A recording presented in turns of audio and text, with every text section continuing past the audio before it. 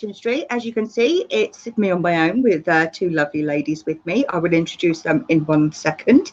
Obviously, I did actually put posts out that this week and next week we are going to be talking about invisible illnesses and disabilities. It's something that I'm very passionate about. Obviously, a lot of you know that I am disabled myself. I've been registered disabled almost 10 years now. I've been on morphine for most of that. I've now even got the bay outside the house to help me. Daily living is a struggle, although a lot of people don't understand what actually is involved within daily living. Just as simple as putting your socks on. It is a struggle. You have to work out everything through your day to what they call pace yourself. I hate that word now because I've heard it so much, but it's something we have to do. Now, the ladies I have with me next to me are Pippa Jo. She is a friend of the family. She actually lives in Dover and has worked with Jimmy on the boats, and everyone knows Maggie. Hi. Hello, ladies. Hope everybody's good. How are you both this evening? Pretty good. Okay-ish pain day. Like, not the worst, not the best. Pretty good. Yeah. Me, I'm very tired. Yeah, it's been one of them kind of days. Very tiring. That's something that other people don't understand. You know, you get tired very quickly.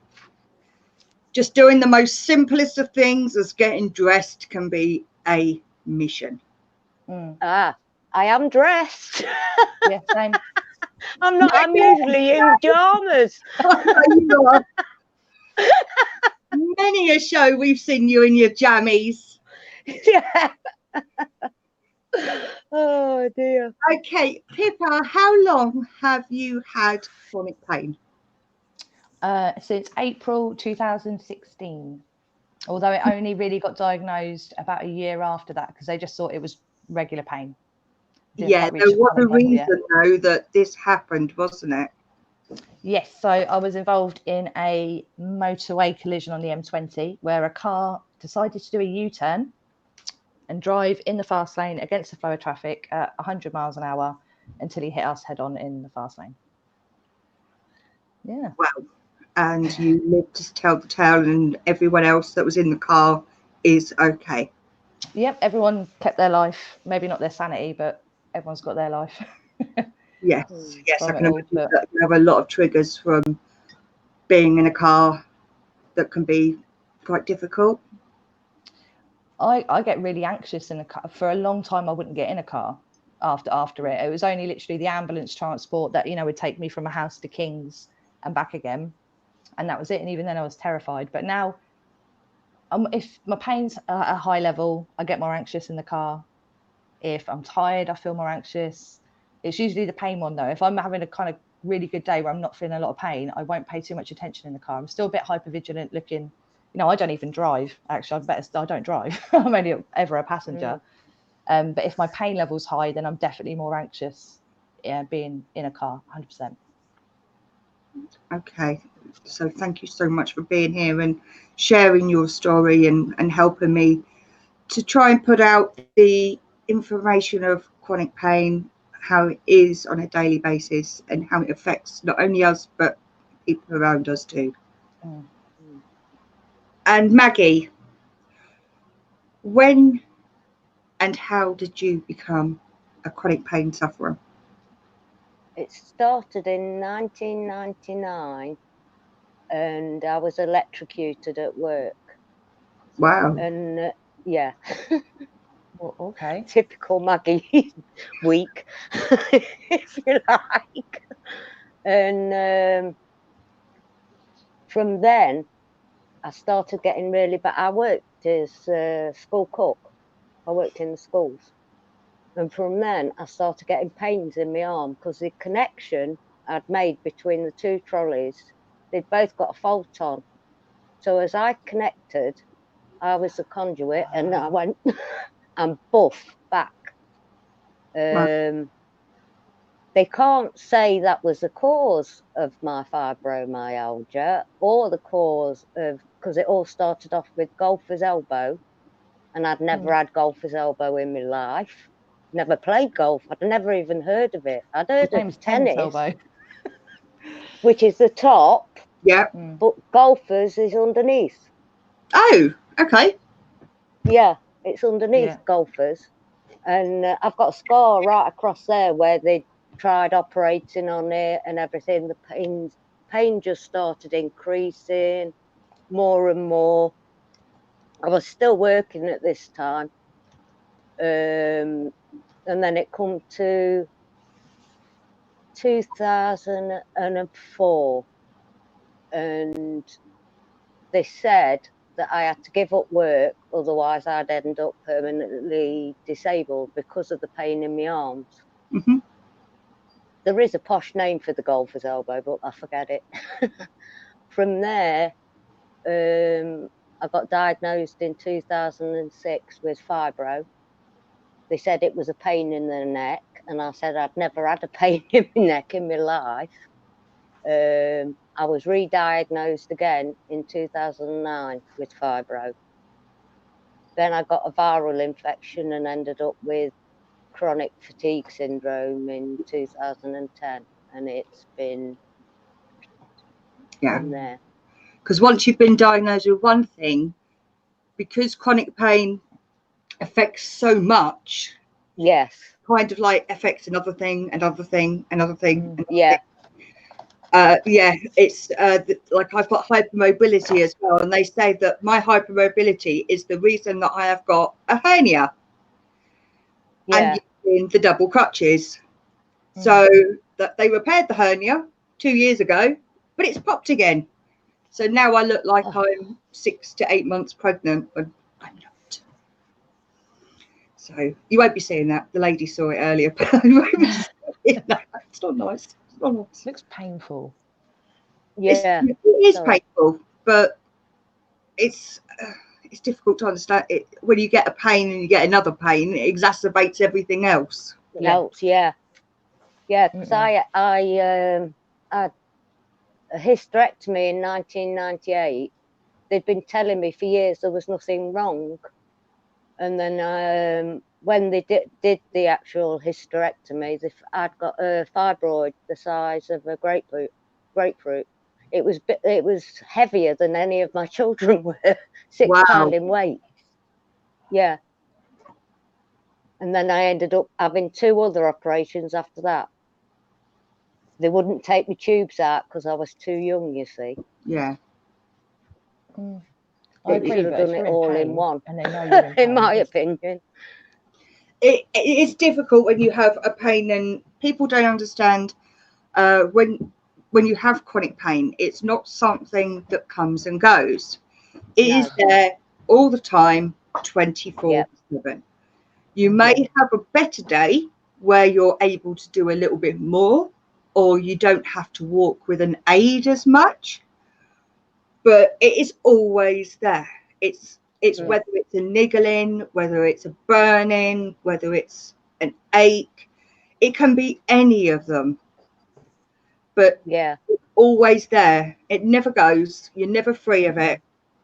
Even with the medication you're given, I mean, the morphine that I'm on, I've got the 2 patches there, and I take the extra morphine as well. You know, it doesn't, nothing alleviates the pain completely. No, nothing. There isn't anything really. They're just giving you medication that's causing more symptoms than anything else. Oh, the side effects. Yes. Yeah, quickly, I've got a little quote I use on that. Has anyone watched Once Upon a Time, the TV series? It's about fairy tale characters and stuff like that, but they always say magic comes at a cost. It always comes at a price, and that's how I view medication as well. It may be good, but it will cost you in some way or another. And I don't mean like financially. No. Whether it means that you start losing your hair, or you get constipated, or you can't wee right, or anything like that. There'll always be something you lose that comes your with it. teeth. You've got to weigh up the pros and cons of it.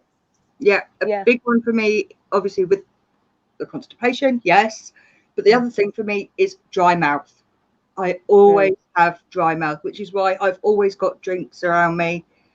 I get Me that. too.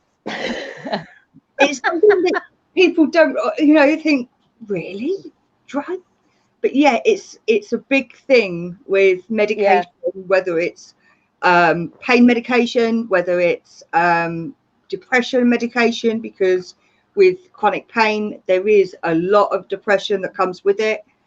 For the first 6 years of being disabled, I was so bitter, so angry at everyone, because but you're angry not only at yourself but the disability, and the reasons behind it is a big thing as well. Yeah, I'm only just stopping being bitter now, but I think to a degree. I'm not fully there yet. No, it to a takes degree. time. And that's, what I found out is that you have to grieve for your old life and accept your new life. It's like a death. You're grieving for your old one, 100%, and you have to accept your new one. I think I'm grieve before acceptance. You have to go through that. I'm there. I think I've done quite a lot of grieving. I've seen a psychiatrist every week since the accident. I've been seeing a psychiatrist and doing CBT and stuff like that. So I think I'm done grieving. I'm starting to look forward and think, well, this is what I actually still can do. That's what you have to do. But I don't think I'm quite there yet. I think the thing I'm still most bitter about is that not being able to do the job I want, which was working on the boats. I absolutely love that, and I can't do that now, and that's the thing I'm still most bitter about. Yes, but it is hard. It is hard. I can't work at all because I'm classed as unreliable, so I never know when I'm going to be able to walk or not. So it is very hard, but you've got to find a happy medium. So yeah, I'm hoping I can just find a job I enjoy. Yes, a lot of places do actually help with disabled people. They will get equipment in to help you if needs be. So don't give up hope. There is something out there. I mean, I've started volunteering just 2 hours, 2 days a week. Yeah. How are you finding it? Like physically and mentally, I love it. Yeah.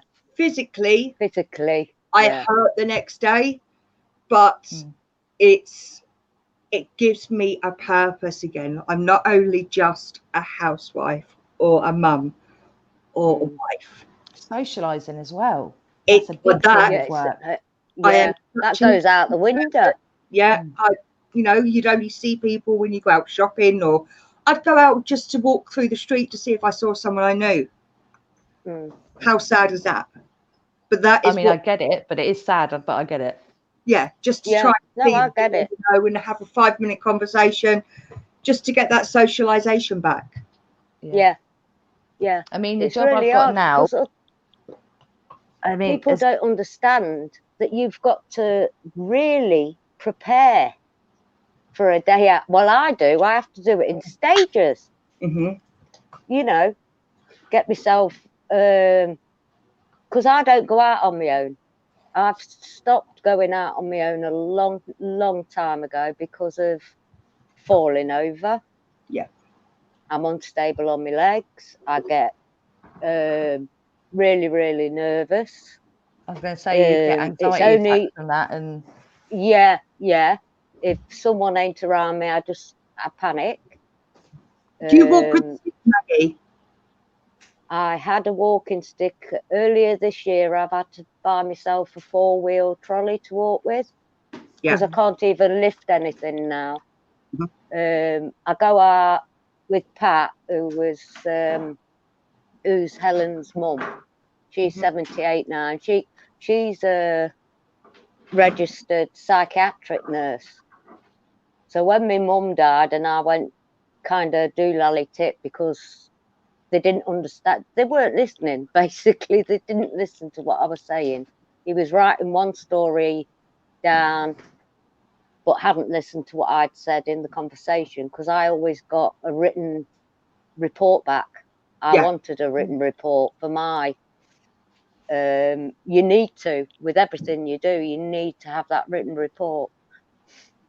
So I stopped seeing the psychiatrist. Yeah, just after my mum died. So you find that Johnny gives you a bit more confidence? Pat does, yeah.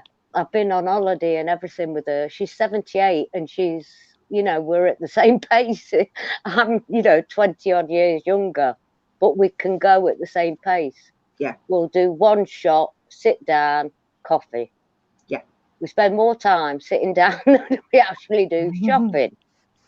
And we only do 4 shops and that's it. You know, then we sit in Birds, coffee, something to eat and taxis home. But I wouldn't even get in a taxi on my own before. Now I do. I've only experienced that at the end. Anxiety, yeah, it's for a strange. Little bit. It's really hard. Yeah. Sorry, Pippa? I was going to say, I've only experienced that level of, like, I suppose, social anxiety for probably only just a couple of months, where I felt I always needed somebody with me. And then I managed to get myself out of it and I can go out on my own. I prefer to go with somebody else wherever I'm going. But if I need to go somewhere on my own, I can do it now. Whereas for a while, I just couldn't. I had to have my partner next to me at all times, either linked in arms or holding hands. Yeah, so I couldn't imagine being like that forever. That'd just be exhausting. Oh, I hope I'm not. I really do. Hope I'm not. But my husband's also ill and he's on morphine. He's got chronic pancreatitis through alcohol abuse. But he's been sober for 15 years now. Oh, that's amazing. And he's on fentanyl as well, Sarah. So, yeah, he just doesn't even like to be around people who drink. But I've never been a drinker anyway. Yeah. So with most of the meds we take, we can barely seem to drink alcohol anyway. You're a cheat day. Yeah, exactly. So when people have spoken about Sarah just nodding off, my husband has actually nodded off with his dinner on his knee and come up with mashed potatoes and peas. I know it sounds funny, but that's how instant it is. Yeah. He's literally, you're awake 1 second, bump, gone. Yeah, and there's no stopping it. No. You can't control it at all. You know, you can. If you took off the meds, you wouldn't be able to move. You wouldn't be able to get out of bed. I mean, it's hard enough getting out of bed on your own anyway. I mean, I'm lucky enough that I have got some aids in the house that help me. I've got a bed arm, but if I lay down, I scream as I'm getting up because it is so stiff. So I've now found if I actually sit upwards, it's hard to sleep, but when you're tired, you manage it. Yeah. That's my favourite position to go to sleep. It's something to do with how the hospital beds used to be when I was in there for so long. You'd have like your legs bent and then your back bent. I've got the big L-shaped pillars. I've got two of them on my bed. Thank you. Yes. Help me sit upright and fall asleep. It's the best invention they've ever had. Yeah. They're originally pregnancy pillows, aren't they? Yes, they are. I don't know. They come round and underneath, so they protect the baby as you're breastfeeding. I just found I don't know. I just think they're brilliant. That's when I first got one of mine, and I just bought another one because it was going a little bit flat. I bought another one, so I now have one going round my hips to try and keep me upright, and the other one at the top, so my head's in. So then I've got pillows going up the back. So yeah, that's how my bed is, and I find it's the swing to get out. The only bad thing about those pillows is putting the pillowcases on. Oh God, yeah. Oh, there was none today. There was none. Taking them off, never mind putting them on. I tend to put them on the wrong way round. So instead of going like, where's the camera? Instead of going like that, I've got the pillowcase going like that. And I'm like, always fighting with it. Like, come on. That's why it goes first, and then you roll it up.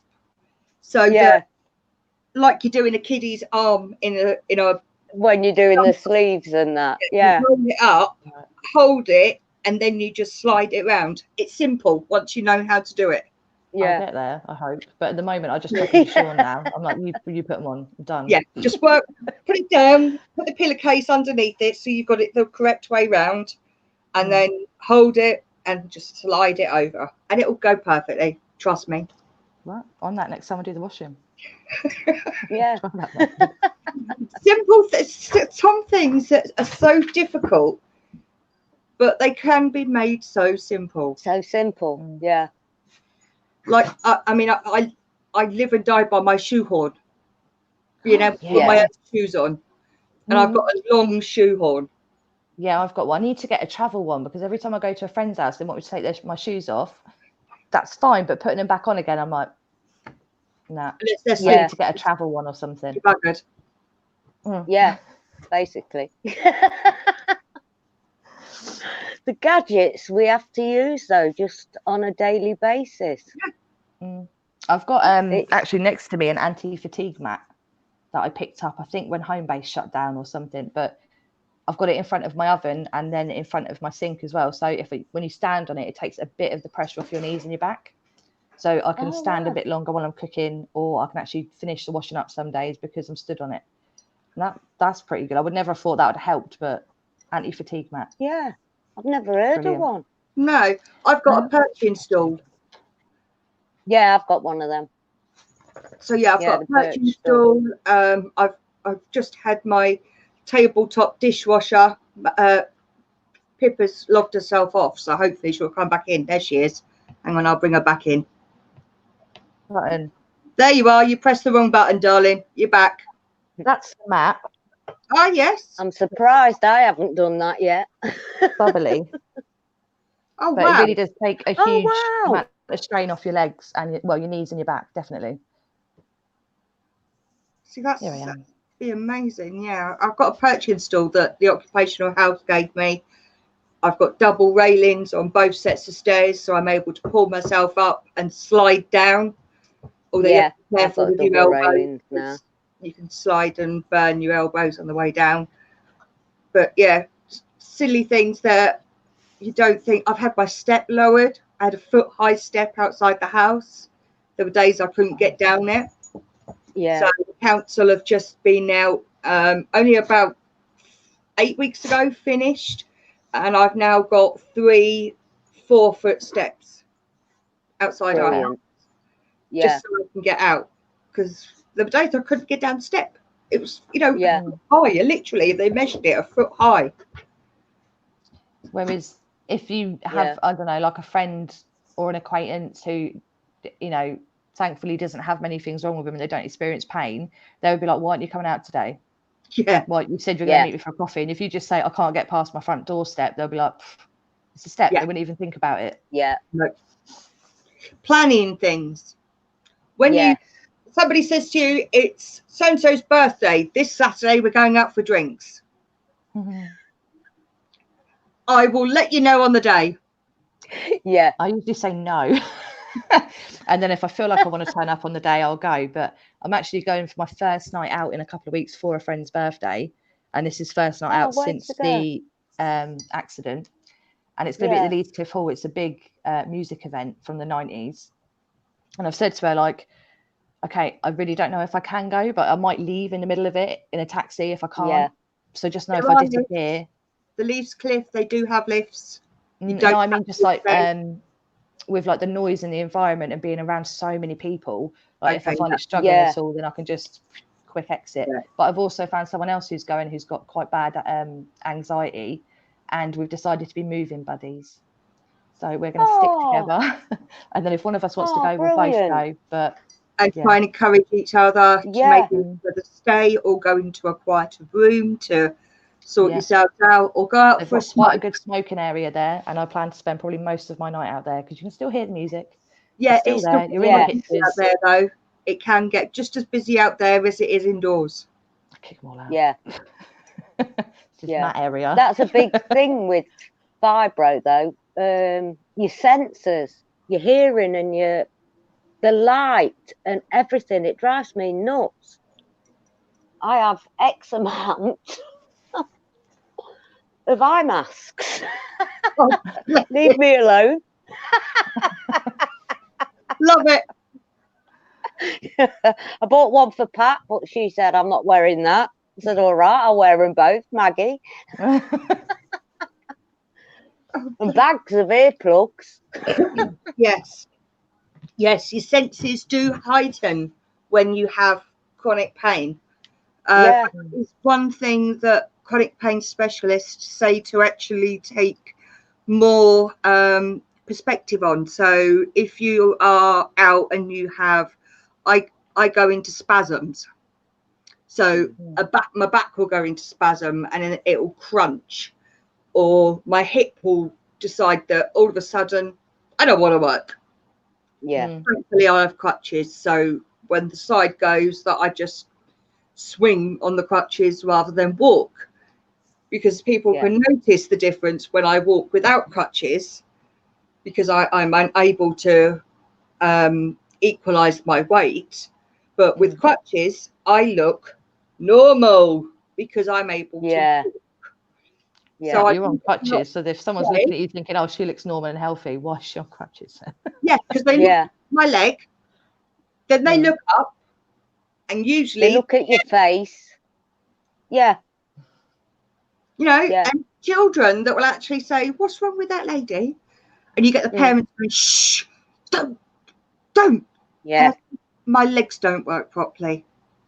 And I they're think fine. it's better rather than don't bug it, don't embarrass them. I would much rather somebody come up to me and come and ask. Yeah. Yeah. I much prefer people to ask me what is wrong, because it's mainly children that are more inquisitive than adults are. Adults, it's more, she's obviously faking smutty looks. Well, because you don't look ill. No. You don't look ill, so therefore you're not. Exactly. And I can put my face on in the morning. I can't we all can. That usually goes in a ponytail some mornings, but I can put a bit of slap on, because that's my mask. When that goes on, you see a different person. I feel better when I put makeup on. I think it's just the act of feeling like you're getting yourself ready rather than dragging yourself having to do something. You think, actually, no, I'm going to make a little bit of an effort if you can, obviously. But I always feel better when I've put a little bit on. Yeah. Because it does feel like, now you can't see all the rashes I've got under my skin because I'm so stressed out because I'm in pain. Bags under the eyes where I haven't slept, or I've been up since 3 this morning because the pain woke me up, and I've only had 4 hours sleep. Oh. And then you don't go into proper deep sleep either. No. When you're in chronic pain, you never reach that restorative sleep. They've researched it, so you're not restoring yourself at all. It is. But also the medication that they give has side effects of, I can be talking to Jim and the next thing I'm asleep, and he says, do you hear? No. What you're asleep? No, I haven't been asleep, and I swear blind I haven't been asleep, but he's taking a picture of me and I'm asleep. But I still to me at work that I am not asleep. Darren's still the same. He'll say he's been snoring next to me for half an hour, and I don't know if he's got an inner antenna for his remote control, but I try and sneak my hand over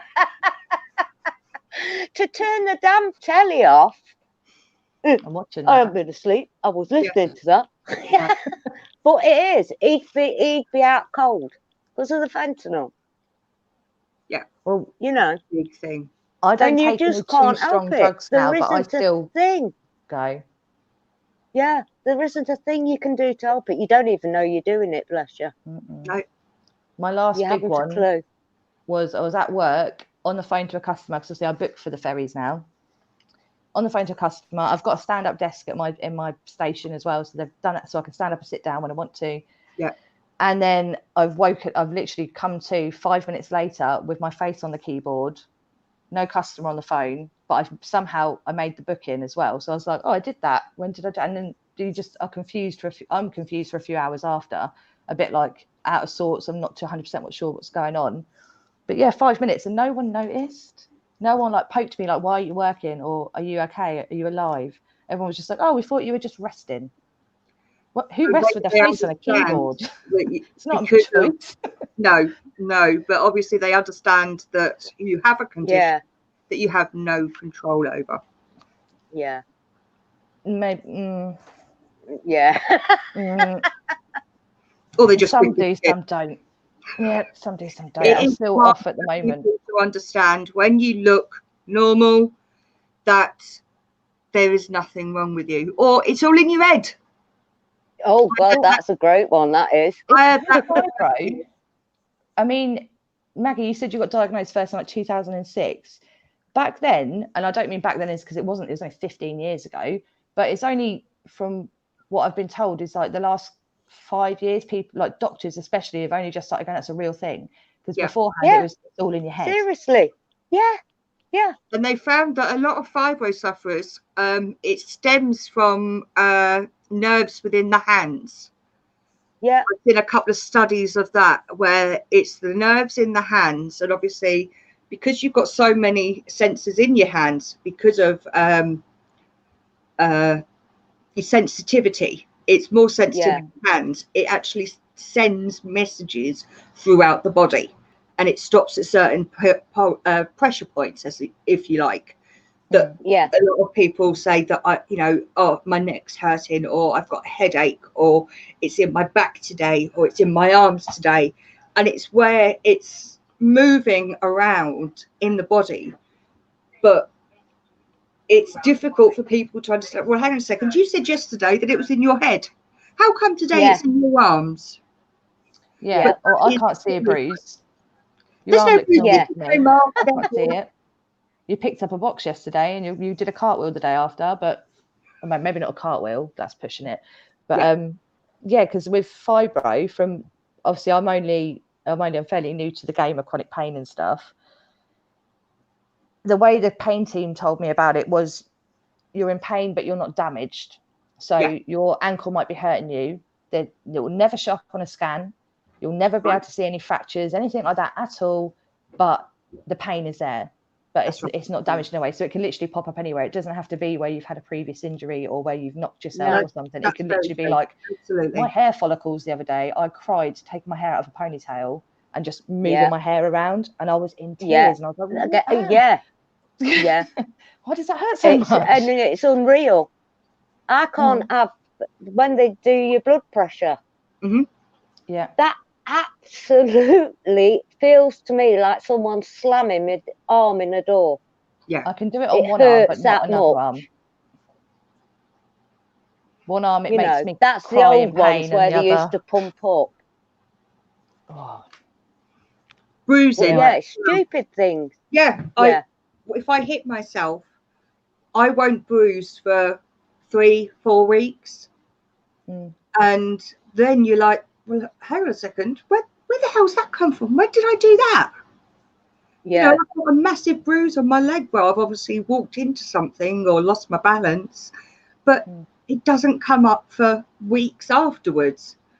And again, that is all down to the chronic pain, the hypermobility, the hypersensitivity, all the different things that I've got that all club together and do different things around the body. And it's so strange and so difficult to explain to somebody else all the little things that it affects with you that people don't understand. Like I say, putting your socks on, putting trousers on when your legs are really sensitive.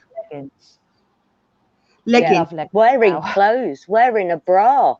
Oh, taking the bra off at the end of the day hurts like hell.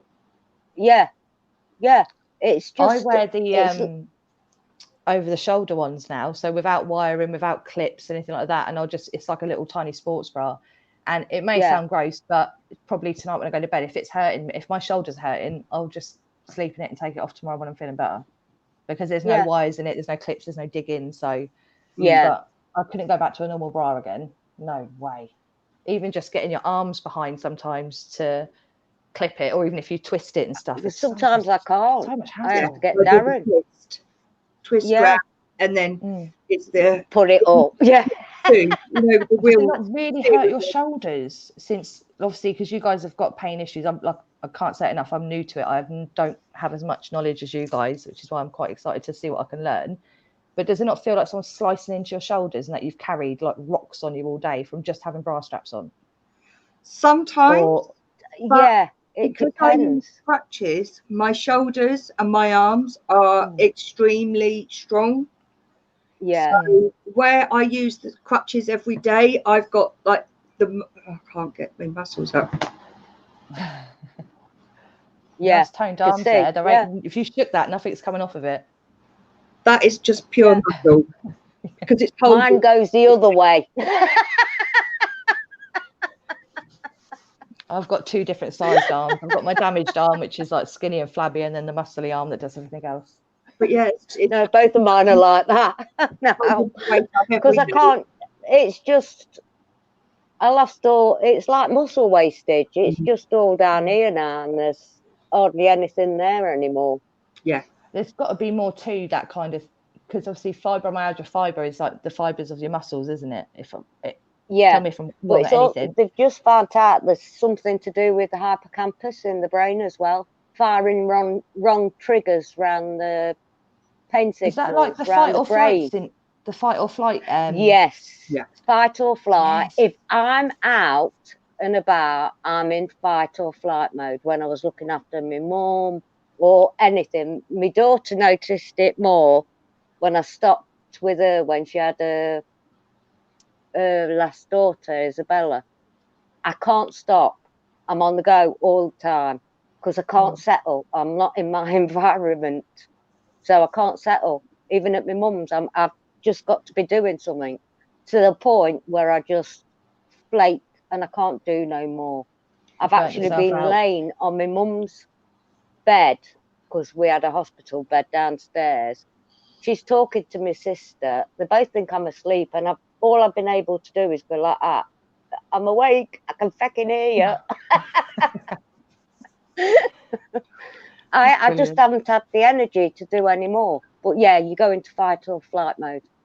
Because I heard that just anyone who's got fibre or anything kind of similar, because it's still relatively new what they're looking into with it, just like say a noise, like a coin dropping on the floor, your brain can then go fight or flight, make a decision. Yeah. And obviously some of your organs aren't getting enough blood then or oxygen.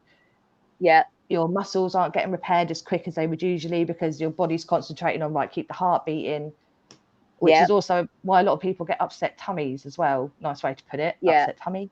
Because when you go in fight or flight, same with animals, you get rid of what's in your digestive system. That's out. Yeah. Because your body has not got the energy to put towards that. Irritable bowel syndrome because of it. I was diagnosed with that when I was about 13. Any stress, and it's just doesn't matter what it is. Yeah, doesn't matter what it is. And stress exacerbates your pain as well. Pain. Yeah. You're worrying about something, you'll notice your pain just goes through the roof. Straight through the roof. Either that or I want to go to bed straight away and lie down. Yeah. Block everything out. Earplugs, eye mask, you name it. But I find myself that meditating helps me a lot. Meditation is amazing. It's something that I got into up at St Thomas's. I have scanned a lot of stuff into the computer, which I'm hoping I'll be able to share soon. But what they would do is the first session that we would have would be physio, and then we would have meditation within the physio. So in the first part, we'd have meditation, a few minutes of deep breathing, thinking about the leaves on a stream is a good analogy. Thinking about it going down the stream, how it feels, how it sounds, the stream sounds, the trickling of water. So you're in that session for about 5 minutes doing your meditation, and then you would do all your exercises. So they would start with the head down. So you would start with the nodding, the side to side. And then they would try and get you to do things on the chair. So twisting on a chair. So that would be the physio, but they would also have psychology. And this was the entire week. Wow. of St Thomas's. So you'd have physio, practice time, psychology, a nurse come in, talk about your medication. You would have a doctor come in, talk about all your symptoms, how it would work. Your doctors would also help you get off your meds. I got off tramadol while I was up there. Cold turkey, tramadol, done. Worst I did it. ever done. Yeah. Come off it or start it. I just couldn't take it anymore. I was projectile vomiting, and I just said, no more. I can't take any more. And that was it. And I knew the next stage was the fentanyl. And I'd seen Darren go through what he went through, what you're going through, bless you, Sarah. And I hit the CBD oil. Yeah. The fentanyl is difficult. You have to do it in stages. You can't just cut it straight out. Because No, Darren's been on a 2 year, and he's down to 100 micrograms. He was on 300. Yeah, I have 400 micrograms in a sublingual tablet morning and night. So a tablet that goes underneath the tongue. Yeah, he had them as well. Yeah, I have 30 micrograms going into me every hour, 24/7 patches. They're 7-day patches. So they keep me mobile, as well as the first lot in the morning and then the last lot of an evening. And then I have some in the day that I can play with if I need it, if I have a flare up or if I'm having a bad day, then I can take another one. So it's there if you need it. Yeah, because it's needed sometimes. It is needed sometimes. You need that extra help, and there's not always. And that's another thing, asking for help. Yeah, never. Very difficult. Jim, so do I. Hard. Jim would ask, years, do you need help with that? Do you need help? And I go, no. And in the end, he went, do you know what? Fuck yeah, I'm not going to ask you anymore. If you need help, you'll ask me. Yeah. And, it is hard to actually say, look, I'm having a bad day. Can't do it. You end up tearful, angry, all the emotions come out when you're having that bad day. Everyone's around you gets the snappiness, gets the tongue. But thankfully that people understand that you're going through this. If they know you well enough, they know that okay, she's having a bad day. Yeah, she ain't usually like that. Yeah. Back off a little bit of space. If you need the help, you'll ask. Yeah. But actually saying yes, I need help is a very hard thing to do. Yeah. Huge. It took me awful. Sorry, Pippa. No, go. I find it really, really hard even now to ask. Darren knows though. I don't really ask. My other half, who does we're in a 3-story house, which we moved into like a month before the accident. And then when the accident happened, I was like, brilliant. What a great choice of accommodation, Pippa. Well done. But we've got in a routine of all of our washings downstairs. He'll just carry up the baskets of washing once they're all done. Yeah. And if there's heavy shopping, he'll carry it. Any shopping, actually, I never have to carry shopping. He's in the routine of that kind of stuff, which I'm really grateful for. But then even just sometimes I want to say, can you help me get my PJs on, or help me take my, something like that. But I just feel too. So I don't know. In the moment, I don't feel too embarrassed. In the moment, I think I should do this myself. Yeah. Do it yourself, Pippa. Nah. And then afterwards, I kind of think, oh, why didn't I ask for help? Yeah. But it's the same. Do you ever get when someone asks you how you're doing? I always go, I'm okay, thanks.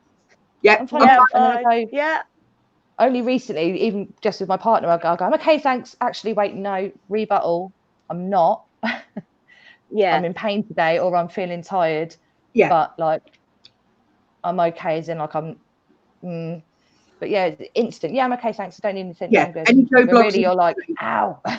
I'm fine. Because people don't want to hear, I'm having a really bad day, or if you tell them your life story, you'll find out that people don't want to speak to you. Yes. Yes, so true. Yeah, I'm having a bad day. I'm constipated. I haven't been for a poo for God knows how long. I haven't done. My earlobes hurt, just random stuff like I'm in pain here, I'm in pain there. And they won't call you again. No. Whoever you're speaking to. They'll be like, sod that, she's depressing.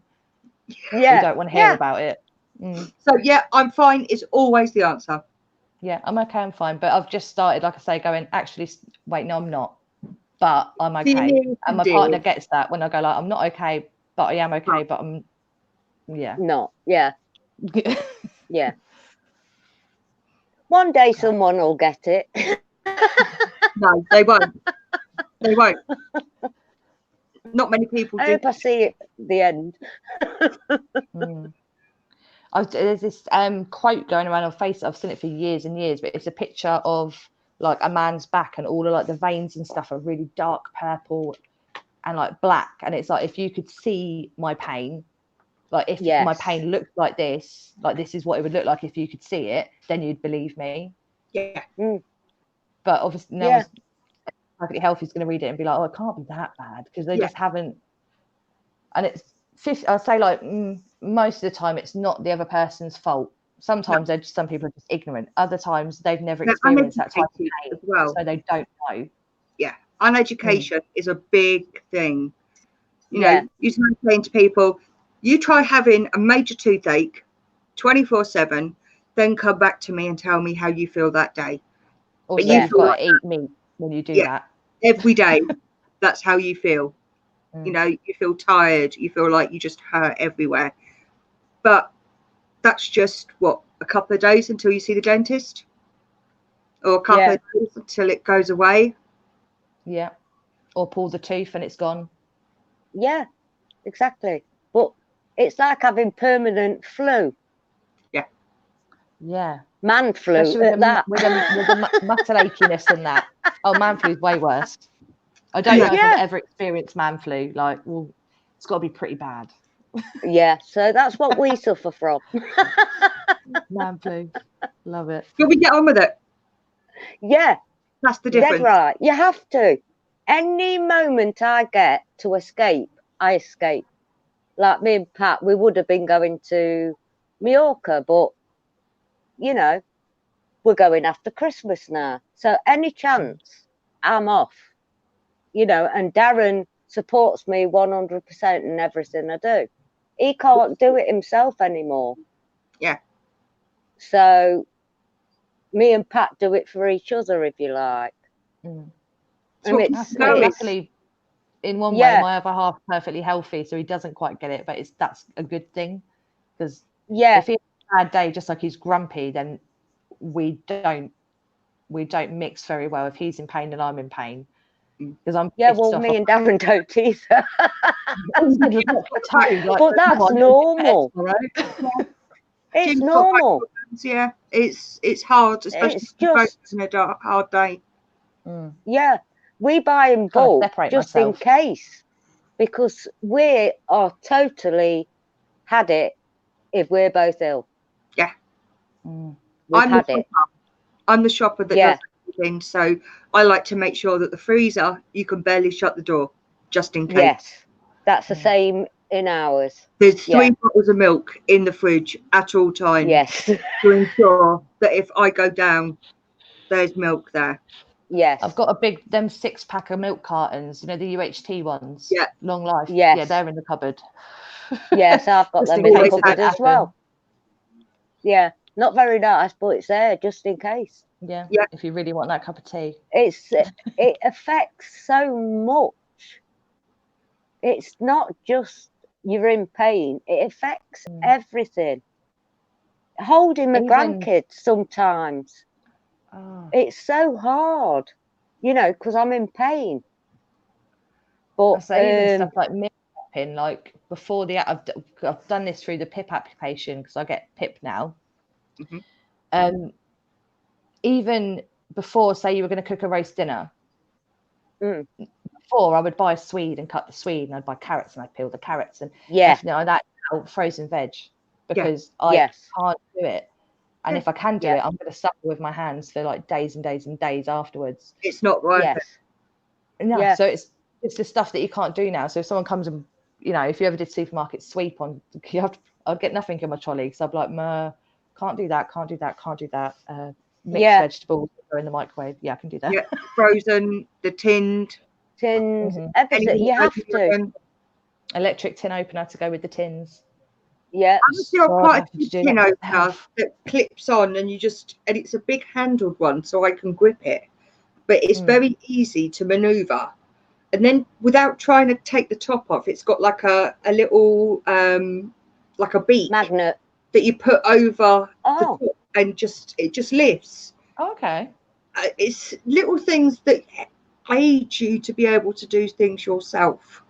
I've got an electric one that plugs in the mains, and it's got a magnet on it. Yeah. So like you press it, and it goes round, and then the magnet picks up the top of the tin. So But I've got it cost me £4 from the car boot about 15 years ago. It's magic. I think about a tenner from Argos, probably about 2 years ago. Not bad. Yeah. It's helpful. Even like peeler, I've had to change the style of peeler I've got, because just gripping one that's like ones that are like a knife. One. Yeah. It hurts too much. Now I've got one that's kind of that shaped with a blade across the. Do you know what I mean? Top. Yeah. A rubber one. Yeah. Rather than up it. Yeah. And you can do it quite quickly. It's a lighter one as well. Yeah. Just changing that kind of stuff in the house, or even cutlery style. Yes. Like if you've got problems gripping, or everything changes. I can't pick up heavy cups. I have china because the pot ones are too heavy to hold. I find these much easier to hold. This is a pint cup. Yeah. Jesus. And it saves me going to make X amount of coffee. Yeah. So yeah, that's my tea mug, and I drink 4 of them before I leave the house at 8:30 to take Mika to school. That's beautiful. 4 pints. Yeah. I drink 4 pints before going to take Mika to school, and I'm up anywhere 4. Yeah. So that could be like 3 in an hour I drink. I mean, is that for the of it, like of being coffee and stuff? Well, I drink tea. Why? I couldn't imagine drinking that much. I've never got off the toilet. I don't anyway, but I am actually on water tablets, but I still don't drink. Don't pee that often. For some reason, my body retains it. I do get swollen legs, which is another thing from not being mobile, which is great for the shoes.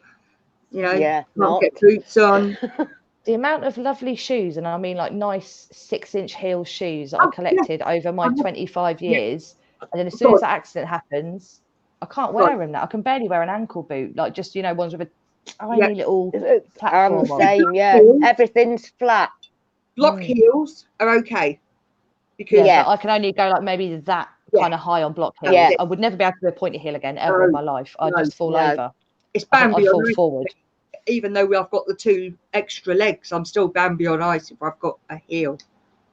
Yeah, I just still can't got use all my them shoes at all. though. I've not got rid of them just because I've not ready yet. They look too nice, but I know I'll never wear them again. But I'm just looking at them. Yeah. Well, wear them around the house. Yeah. Just fall down the stairs. I wouldn't be able to do anything in them.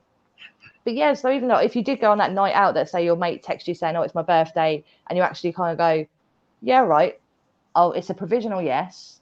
Then you've got the struggle of outfit, and I don't mean am I going to look cute. I mean, what shoes can I wear? Yeah. Where are we going? Are the shoes going to be fine? Is the outfit? Are the jeans going to be too tight on your hips? Because that kills me. I feel like I've broken them all over again when I have to wear a belt on jeans. Yeah. Is my top going to be okay? Oh, wait, I sweat a lot because of all the pain I'm in. Is everyone going to see the sweat through my t-shirt? Can I have my fringe down because I'm going to get sweaty? It's going to be hot. And then you go into a big kind of and then what if I hurt myself when I'm out? What if I'm not around somebody? What if this? It's better just to not go. Yeah. And that's the kind of cycle you go through. And that's why it's just socializing. Every single time. In my case, it's always a list of my prescriptions. I have a list of my prescriptions at my place of work, my volunteering. So if I ever get taken ill, everything is there of what I am on. So they can give it straight to the ambulance driver and say, that is what she is on. Make sure you don't give her any morphine because she's got enough in her system as it is. Yeah. So yeah, That's the first the little thing they things jack like you up that, and on. the medication you have to take with you every day, everywhere you Yes. go. Hmm. That takes Yes. a half of my handbag. I have a rucksack that I carry around with me, so it's even on both shoulders, because a handbag for me hurts one arm, and then I put it on the other one, and that hurts. So I've got a rucksack, Yes. and it I've is got filled with the most across the randomest of stuff. shoulder I've got across the body one. Yeah. because of walking with crutches. Random stuff. I've got Olbus oil in there, Vicks, because sometimes that helps with my restless leg syndrome. I even, for some reason, have a Pritt stick, Oh, but I won't let really? go of it, because just in case I might ever need it. I don't know why I'm not going to stick my leg together if it falls off, but I'm like, everything goes in the bag, and I carry the bag everywhere with me, because you never know what you might need. Yeah. It's so Yeah. anxious. Crazy stuff. Wait till you get to the tenor lady stage, girls. Already there. I don't think Oh, I'm you going to get bless there. I can't pee. Yeah, because of the pelvis of Oh, what happened with Mika. You know, the sneezing, the coughing. yeah. Yeah, already I'm there. the opposite, complete opposite. I can't go. I They can't get thought for a up fast while. enough. No, I can't. I just can't. I feel like I need a wee, and your bladder's full, and you're like, oh, I need to go. But sit me on that toilet, I can be there for 45 minutes before anything actually happens. Wow. Pressure. And I'll just sit. So now I phone with me all the time in the toilet, all the time, because I'm just like, I play a game. I read a book. I'll listen to an audible book or something, because I'm just like, well, Yeah. I'll just sit here. Yeah, I have that trouble with obviously the side effects other of side. morphine. The constant, Yeah. where you sat there for God knows how long. I'll watch something and it's over by the time you've actually finished. So you've watched a whole book. Yep. Yeah. Darren really, really struggles with that, going to the toilet with the I have morphine. Movicol now that I take every day, twice a day, just to maintain somewhat regular. days. They kept on giving him Lactolose, but it was causing him to have pancreatic attacks. So we can't take anything like that. It's full of sugar as well, lactulose. Yeah. Absolutely full of it. Yeah. It doesn't. So they were causing that was in hospital. I mean, yeah. Twice he was supposed to come out in a body bag. Soften the outside so it doesn't hurt when it comes out. That's what it does. It hurts anyway. Like, you might use suppository. Yeah. Got those. Yeah. Got those. And do you know what the sad thing is? I think if I was single, I probably wouldn't be able to use them. And I don't know if that's a bit too much TMI, but I'm so lucky because just the pain in like my hands and the angle and stuff. So lucky I've got my partner who loves me. Yes. Yes. Yeah. But even just like stuff like that, which is just like you wouldn't usually expect your partner to help you with. No. You wouldn't think, oh, maybe he's going to wipe my bum for me or something like that. But you need him. You have people in your life like that when you're going through this kind of stuff. Yeah.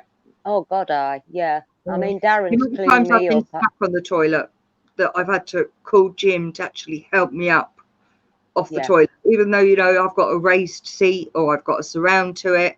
I use the radiator to pull myself up, but there are times where I'm like, Jim, you're going to have to come and get me.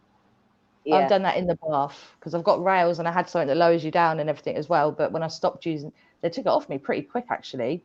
Occupational health, they're really quick to say you don't need that now. But every now and then I'm shouting for him and I'm like, get me out of the bath.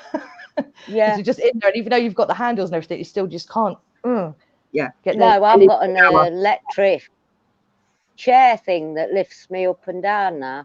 Yeah. They did give me it was kind of a chair that's stuck on the bath, but it was a health hazard. I mean, it was lovely to twizzle yourself round into, but when you twizzled yourself out, it sort of got a dip. So when you're all wet, I could have slid and smacked my head straight off the radiator. I said, haven't you done, this was my occupational health therapist. I says, have you done a health and safety course? I have. But I didn't realise until I actually had the shower. Until you were in it and you used it. Yeah. And then I went sliding out, but didn't bang my head or anything. That's good. But yeah, I've got you charge the remote up and it lowers you down and then brings you back up again, this chair. Oh, I want something like that. I think the next place we move to, should be to buy, hopefully, fingers crossed, so I should be able to do a little bit more modification with it, but I'm just hoping to get a wet room. I said Yeah, it's so much yeah. easier. Lovely. I've got a shower in the bath, so Yeah. because I've got problems with my hips, I can't abduct the legs, so I have to stand next to the bath, bring my knee up and over, and then hold a railing that I've got up. Though. Luckily, it's only that much that the knees have to abduct when I do that, and that's the width of the bath. Yeah, I'm just trying to 'Cause any imagine further, lifting my leg up and yeah, And you wouldn't, yeah. from the bottom down, as long as I've got that rail to hold on to, Mm. then because of the strength of the arms, I'm able to pull myself in. See, the upper arm strength I've got is amazing, even though I've got arthritis right the way through the back from the base to the neck and collapsed discs, scoliosis. Because of having to hold my weight up every single day, God knows how many times I walk about, I get, have to take Mika to school or something like that. I'm constantly walking and using the strength in my upper arms, which I'm quite lucky I have in that respect. Do you have fibromyalgia, Sarah? Surely you No. must do. No, I have chronic pain syndrome. I have hypersensitivity and hypermobility. So my body does things that other people's bodies don't do. Strange things like my hands can seize and. Can't you not? Is it with hypermobility? I might be getting this wrong, but you can dislocate joints quite easily and stuff. Yeah. Is that right? Yeah, and they can dislocate like that. Yeah. Ouch. Ouch, ouch. See, I'm surprised they haven't just said to you, it's everything's fibro, just blanket statement. There it is. No, because there's actually usually do. No, they've said it's chronic pain, and because of, like I say, the body, the way the body moves, and you can't see that, but my elbow. Yeah. I'm jealous of your That's movement. like I'm not going to lie. Yeah. So it's hypermobility that I can bring my legs. As a ballet stands that way, I can do it with my legs that way, all the different ways, and I can twist my arms around so many different ways, same as the legs. Is that what gave you the SPD initially, do you think, because you had hypermobility, or did it come after? How does that work? The hypermobility, they say I've had for life. I was a gymnast, so I was extremely flexible. And then they say that through pregnancy, where the muscles move too much anyway through pregnancy to allow for the birth, the pelvis softening, everything like that. Yeah, I had too much of that, which gives the SPD. And then, through added things as well. Right. It's just because I literally nearly a person I know who has fibro, as soon as you get that diagnosis, from their experience and obviously my tiny bit, the doctors stop looking for other things. Then they're just like, oh yeah, we say you've got fibro, so that means you're always going to be tired, you're always going to be pain, you're going to get ill quicker, the illnesses will last for longer. That's it. You never go, oh, this seems a bit weird, this is an odd symptom. It's just, oh, it must be to do with that fibro again. Unfortunately, with hypermobility, a lot of things come along with it. So they say my asthma can be through hypermobility. They say my hernia is through hypermobility. Right. So many different things they say is through hypermobility. They just blame it all on that. But I have a fantastic chronic pain nurse that I go to, who is a specialist in hypermobility as well. So she would do strange things, like instead of doing acupuncture on your body, she'd do it in my ears. And I've even got, these are fabulous things for pain, ladies. And show us what you got. They are seeds. Oh, are they like acupressure? Darren's had that done before. They put one in his ear. Exactly. Yeah, and when you have a point up, you give it a twiddle and it helps. And you can buy these for that. Pennies. Yeah, I've got magnetic earrings that I put on the inside of my ear and stuff. I can remember Tiny. him phoning me because he was killing himself laughing because it was raining. And he says they've gone and put up because he was having alcohol. Oh, now the What was camera's it? gone.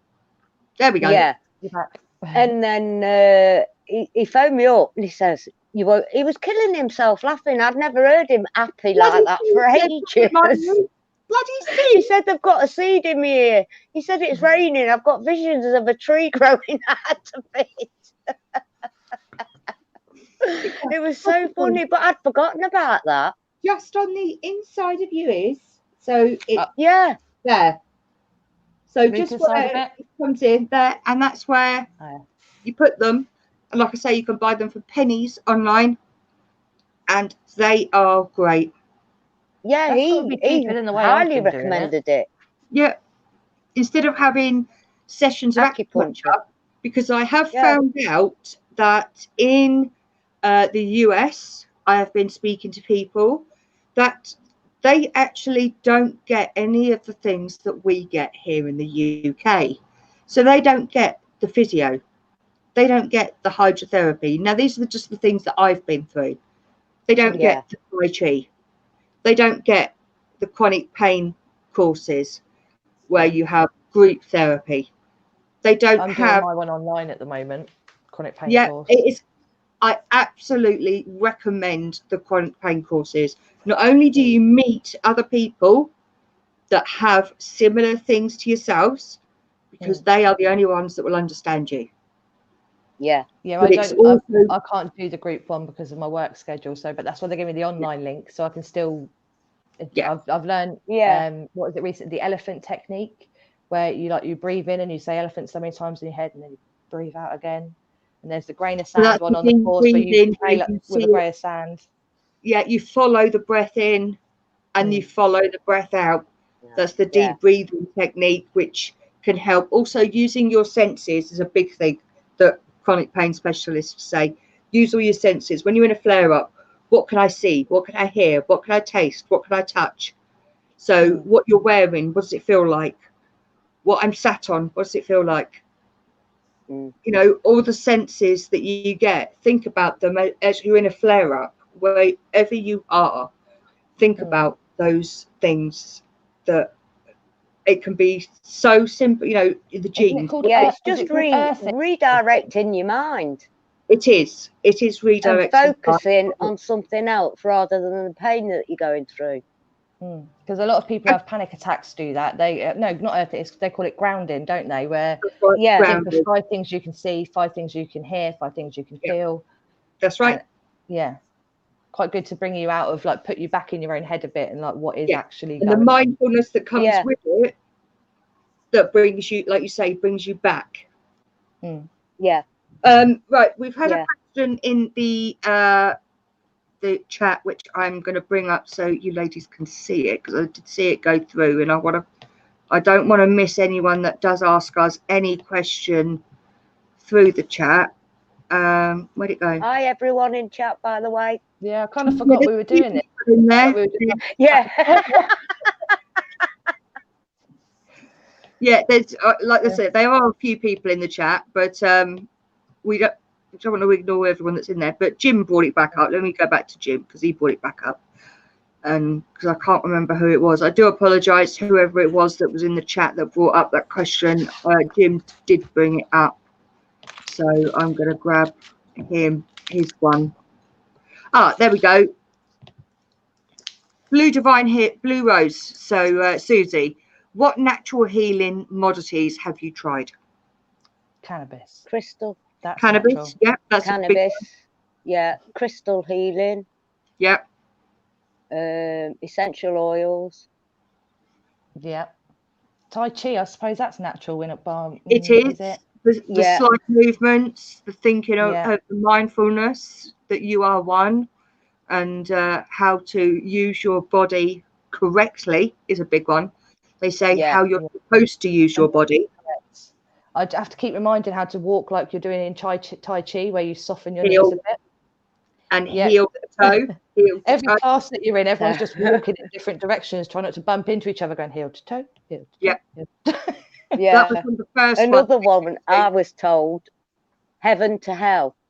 Your good leg you stand on, heaven to hell. The bad one, heaven to hell, heaven to hell. That's the latest one from my therapist. Yeah, I've done quite a few therapies, and like I say, the biggest one that I found was the best one was St Thomas's for 4 weeks, which I actually had through Jim's work. Did you know that that was available, Pippa? Is that through Dreadnought, through the seafarers?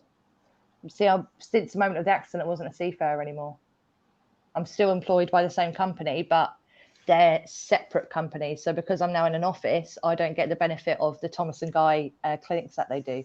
They used to run one for an autoimmune condition I've had for 13, 14 years, and it was literally the only clinic closer to us, and like the closest is to us from Dover, and it was run by Dreadnought on there, and I managed to access that a couple of times, but as soon as I weren't working on the ship, not a seafarer, don't get the seafaring hospital. So wow. And it was gutting.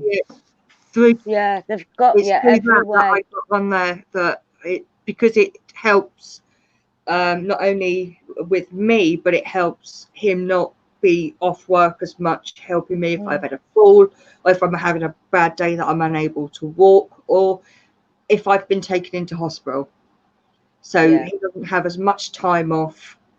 And it's not as stressed out as well, I imagine, because he's not constantly like panicked, worried, and stuff. He knows that you've got the tools. Yeah, if you can't get hold of me, he goes into panic mode. If I don't reply to him within an hour or two, he's panic mode. He has just asked, have you still got a discharge book? A logbook.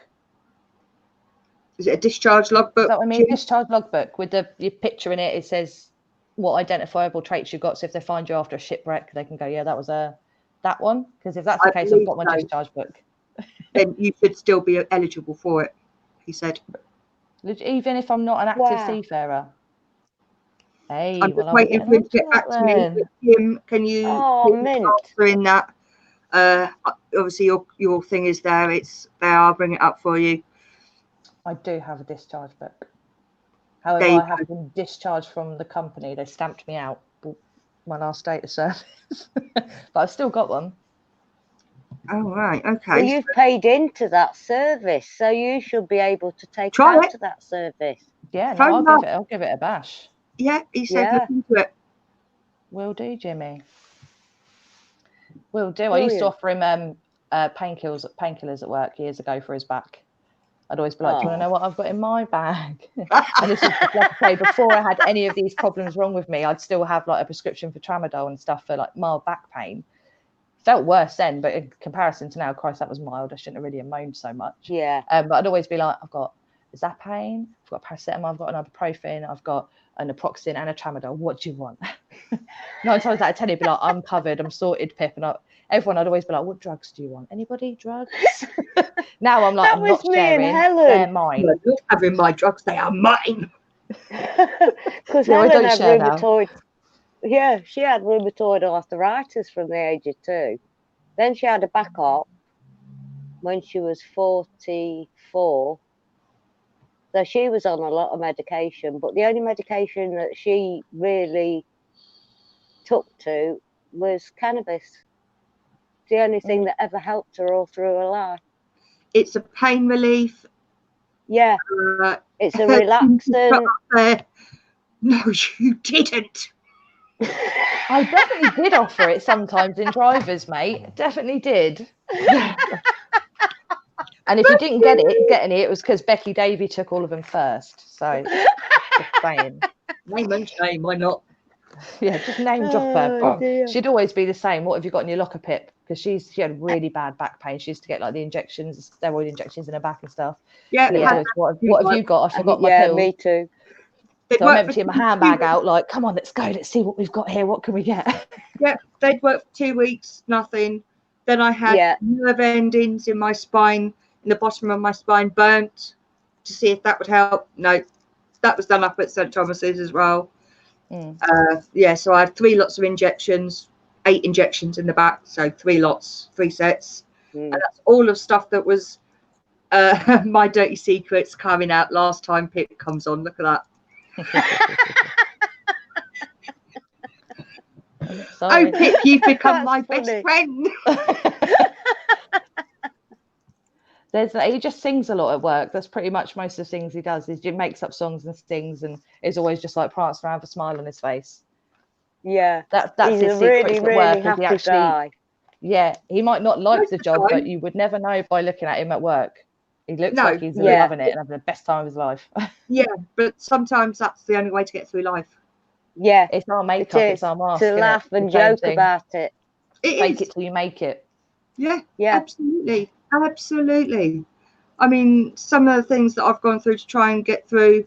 Yes, he is at We'll home. take you girls outside. He's upstairs because obviously it's just my show.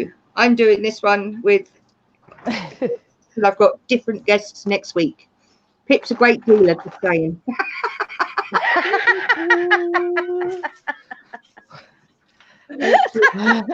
Keep my mouth shut now.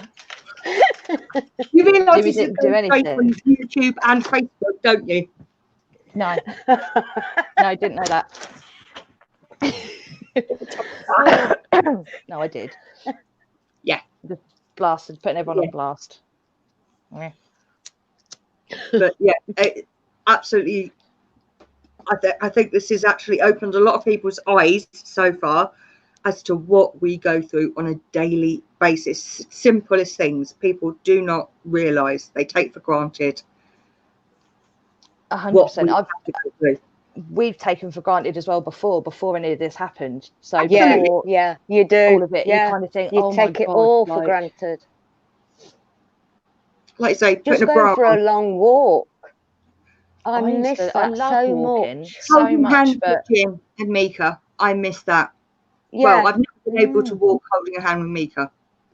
I've not been able That's to. huge. The whole of his life, I have not been able to walk hand in hand with Mika. I can walk hand in hand across the road That's because I can so have one sad. stick, but that is Yeah. it. That's as far as I can go. But as with far one as like a leisurely walk where you can just hold hands together the whole time, obviously that's not going to happen. No. My little No. finger, he used to hold when we would walk, when he, after he was off of reins and things like that, he would hold on to my little finger, and that is how we would walk. And he would have to learn how I walk with the sticks to keep up with me and the sticks, so he doesn't lose the finger that he's holding. That is the only way that I've been able to hold his hand. See, no one would think that. They'll just think, oh, she's been on crutches. No. Like if they look from the outside in, say they saw you walking him to school from the car or something, they think, oh yeah, she's just on crutches, can't be that bad. But they'd never think, oh, she's never been able to hold her son's hand while she's walking around and stuff like that. Yeah.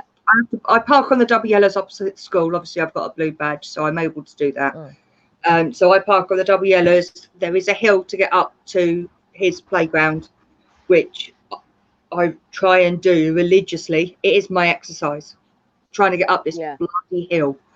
It's St Mary's. Pip, you must know it. The back entrance of St Mary's, which is on Barton Road. Yes, St Mary's. I was thinking St Martin's for a sec. Yeah, no. Not Barton Road. The other one, where the health centre is. Mason that road. G. Mason G. That's it.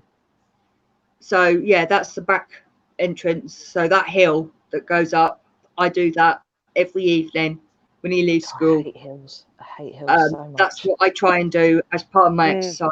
You can't stop halfway. You can't stop halfway up steps, because if you stop, you're buggered. Yeah. You have to do the whole lot in one go, or you don't do it at all. Yeah.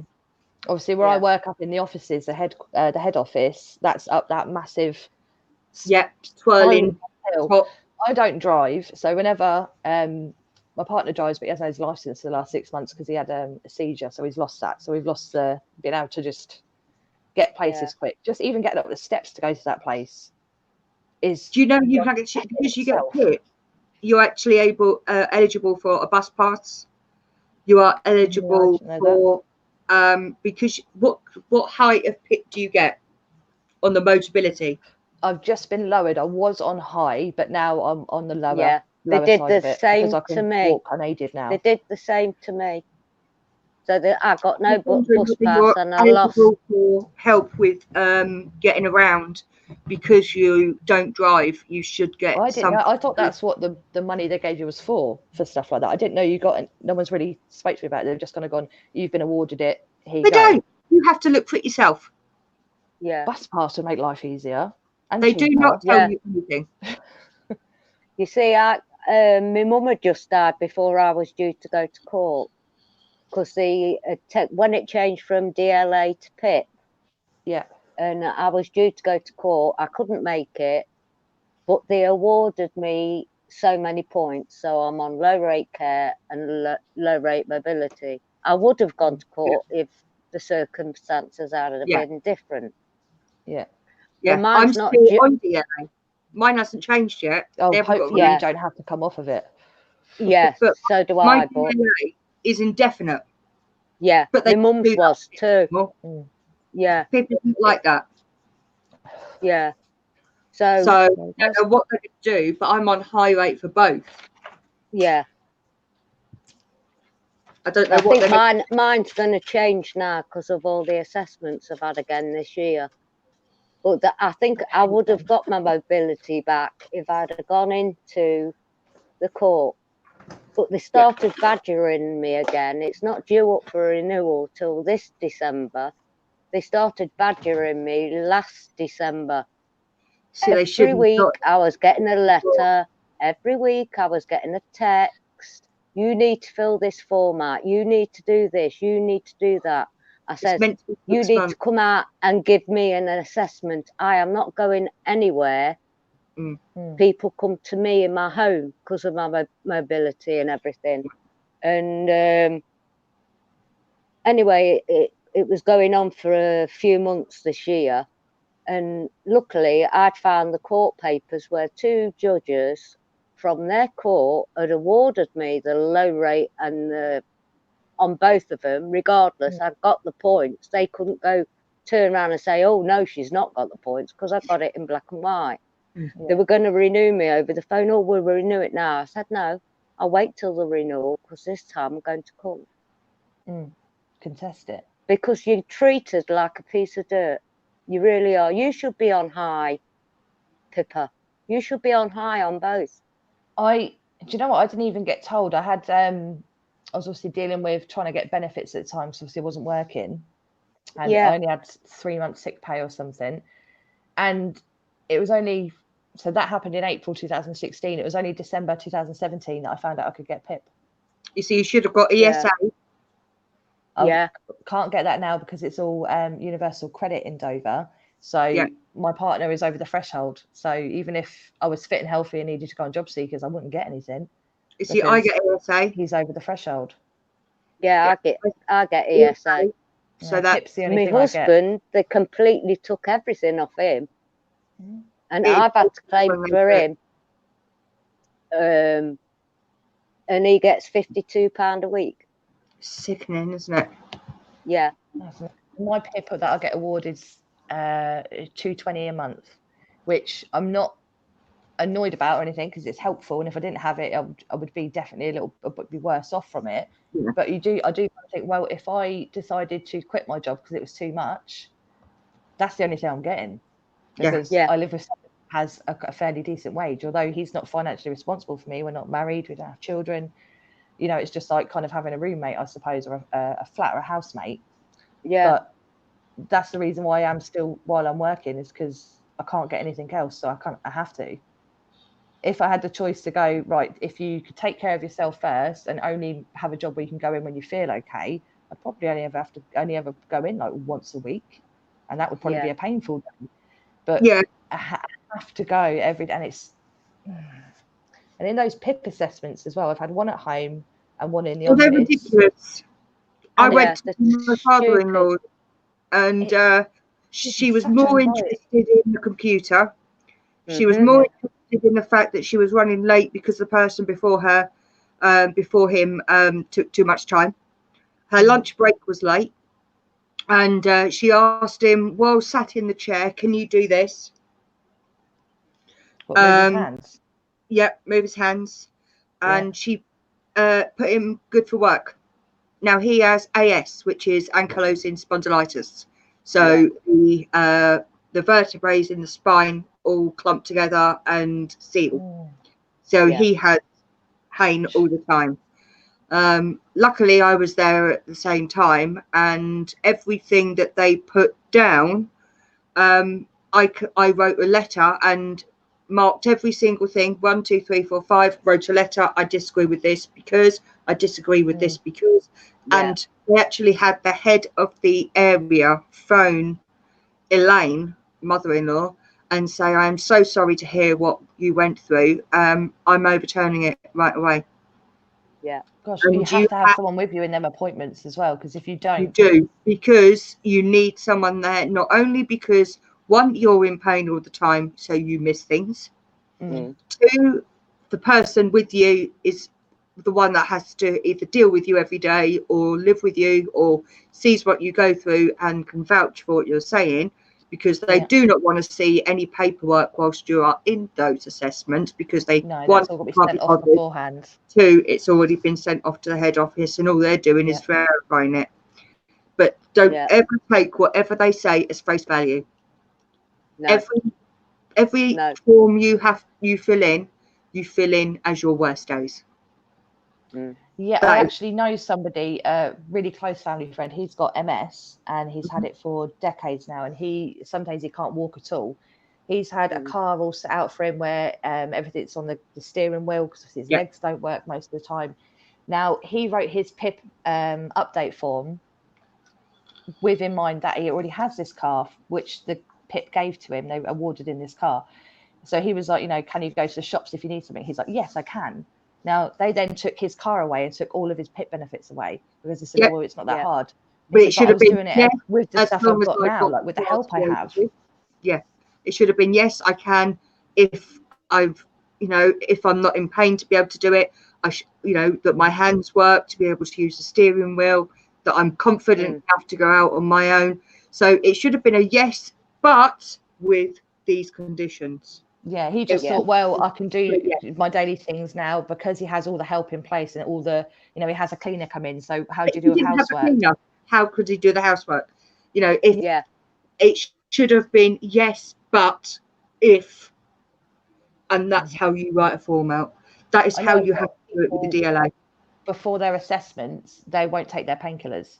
I know a lot of people who just won't take any. Yeah, I know a lot of people who started doing that because they want to be in pain when it happens, just in case you're having a good day, and that you then feel like you're maybe not faking it because you never are, but you feel like you're not putting it on enough because you're in a good day. So, and they don't understand that because they're not in pain.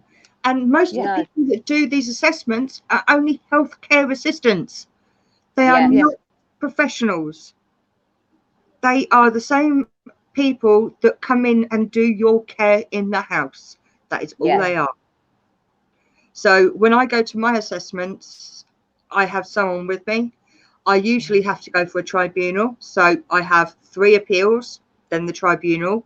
The tribunal, the paperwork is always on the desk because I've got a panel of 5 different people who specialise in different areas. I will explain what PIP is in just a second, guys. I will be there with you.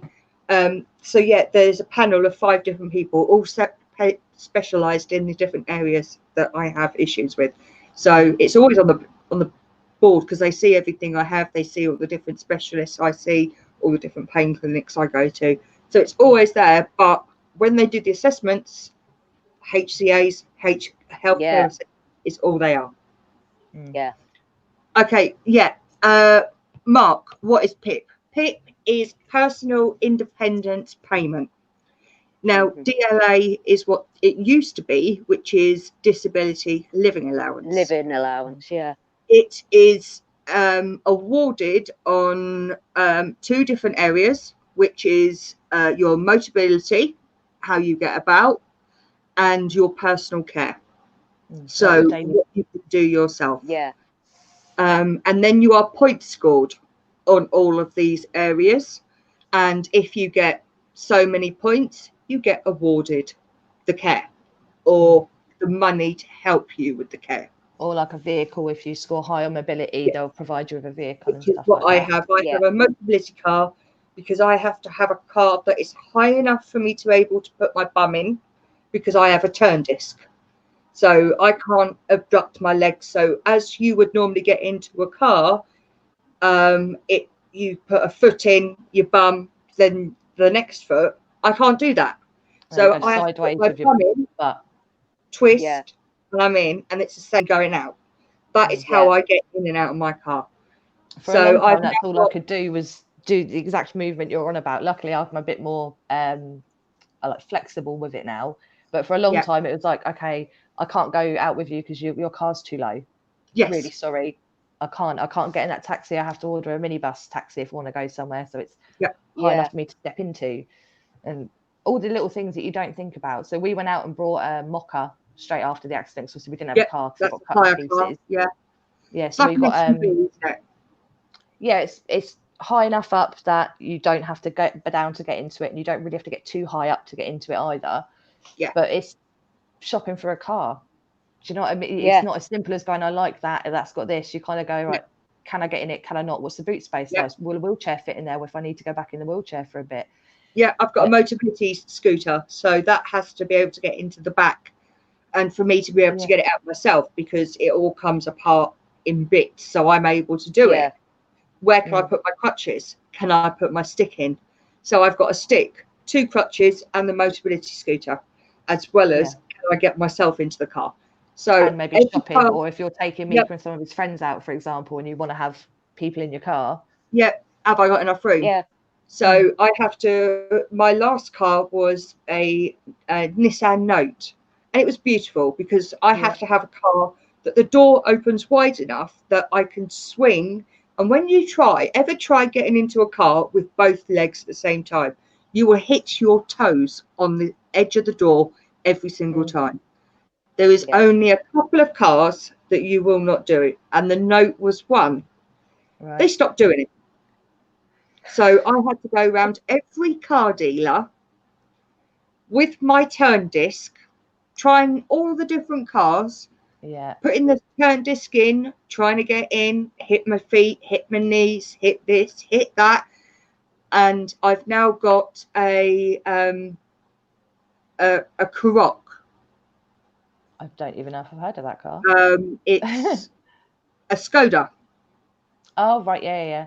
Could they not fit? Because I know Pip sometimes, and on like DLA and stuff, they'll do modifications to your car. Could they not put a turn-in seat in? You got to pay for it. Oh, yeah, you have to pay for it. £2,000. Oh, okay. I thought that's something they did for you, but then I haven't needed to go down that avenue. They will pay so much towards it. Right. But then you've got to fork out the rest. Also, you might be able to help me with this, but I've heard that if you do get PIP and you get the higher mobility and you don't drive, that they might help you get a driving license, like help you assist in doing that. That's something someone told me a couple of days ago. I don't know how true that is. No, they will actually give you a car.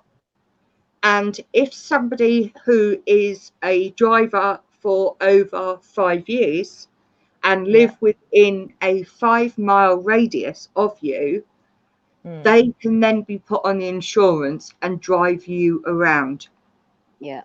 But it has to be. I thought that was the case because I know a few people. 5-mile radius. Yeah, I know people who are carers for their parents and stuff like that, and they got a car through the carers allowance and everything.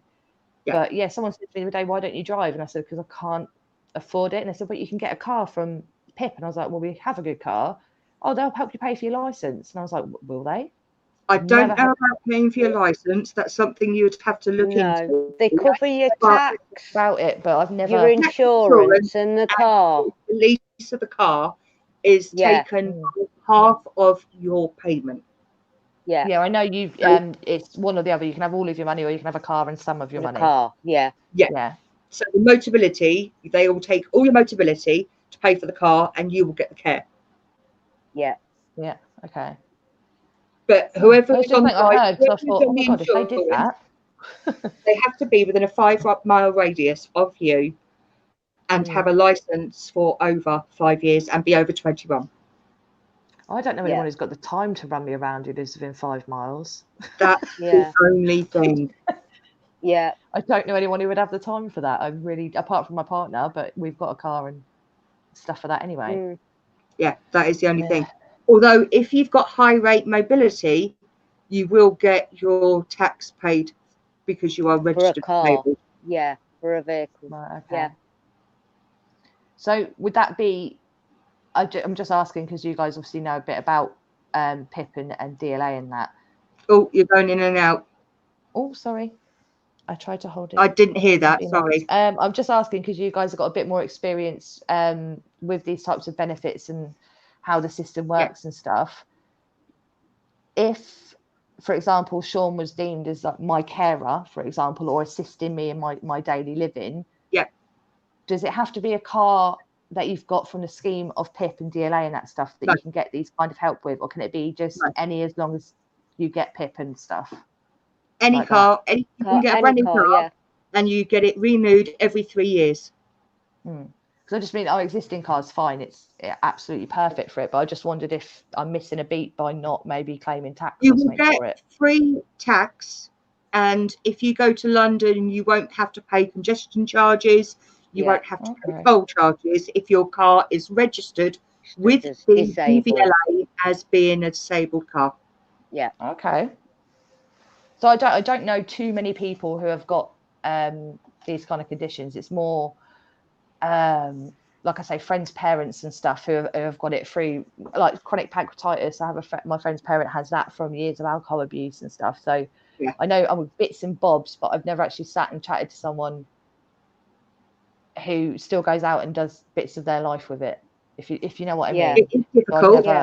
There are a lot of people that still work on disability, obviously people in wheelchairs and stuff like that, which are able to work. And a turn disc, okay, Mark, yes, a turn disc is something that aids you from one place to another. So you can either get slide discs, which is just a panel that aids you from a wheelchair into a chair.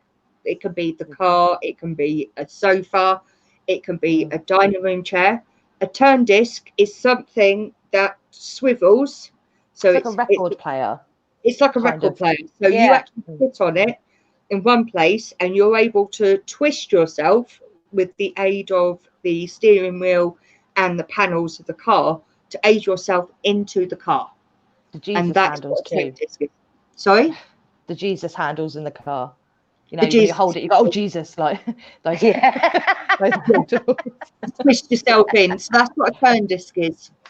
And that aids me into the car because I can't get into a car the normal way. A brilliant invention, though. When they handed me the slide, what do they call it? Basically just that bit of plastic where you start on one end and you shiver your way around. When they gave me that for the first time, I was like, oh my God, I can take myself to the, even though my commode was right next to my hospital bed, I was like, I can do that now. But it was such a big drop that I could get down there fine, but I couldn't get back up. It was like an incline. So I just sit there for ages like, well, maybe someone will help me. Because I had, as well as obviously I broke my spine. My pelvis got shattered in quite a few different places, so that's bolted together. I had an open elbow fracture, so I've not really got an elbow left anymore. It doesn't move like it should do. So with all the injuries I had, my finger came off. I have it back now. I was in 2 casts, not being able to move my back or my neck, and also not being able to move my legs. And I was like, how do I do anything if I'm in 2 full length casts? Can't weight bear, can't do anything like that, can't put weight on your arms because you're in casts. So I was always just sliding down, but then having to sit until someone come around to help me get back up again. Bless you. Mark has just asked, do you sit on the disc while driving? Is it comfortable? Yes, you sit on the disc while driving. It makes you a little bit higher as well, because a lot of chairs have the wings on the side of the chairs. So it aids me to be on one level so that when I turn, my butt doesn't get caught on the lip. It is very comfortable. Yes, it is like sitting on a wall, but with a lot of padding on my backside that I've got. I'm okay with that. Jim will contest to that.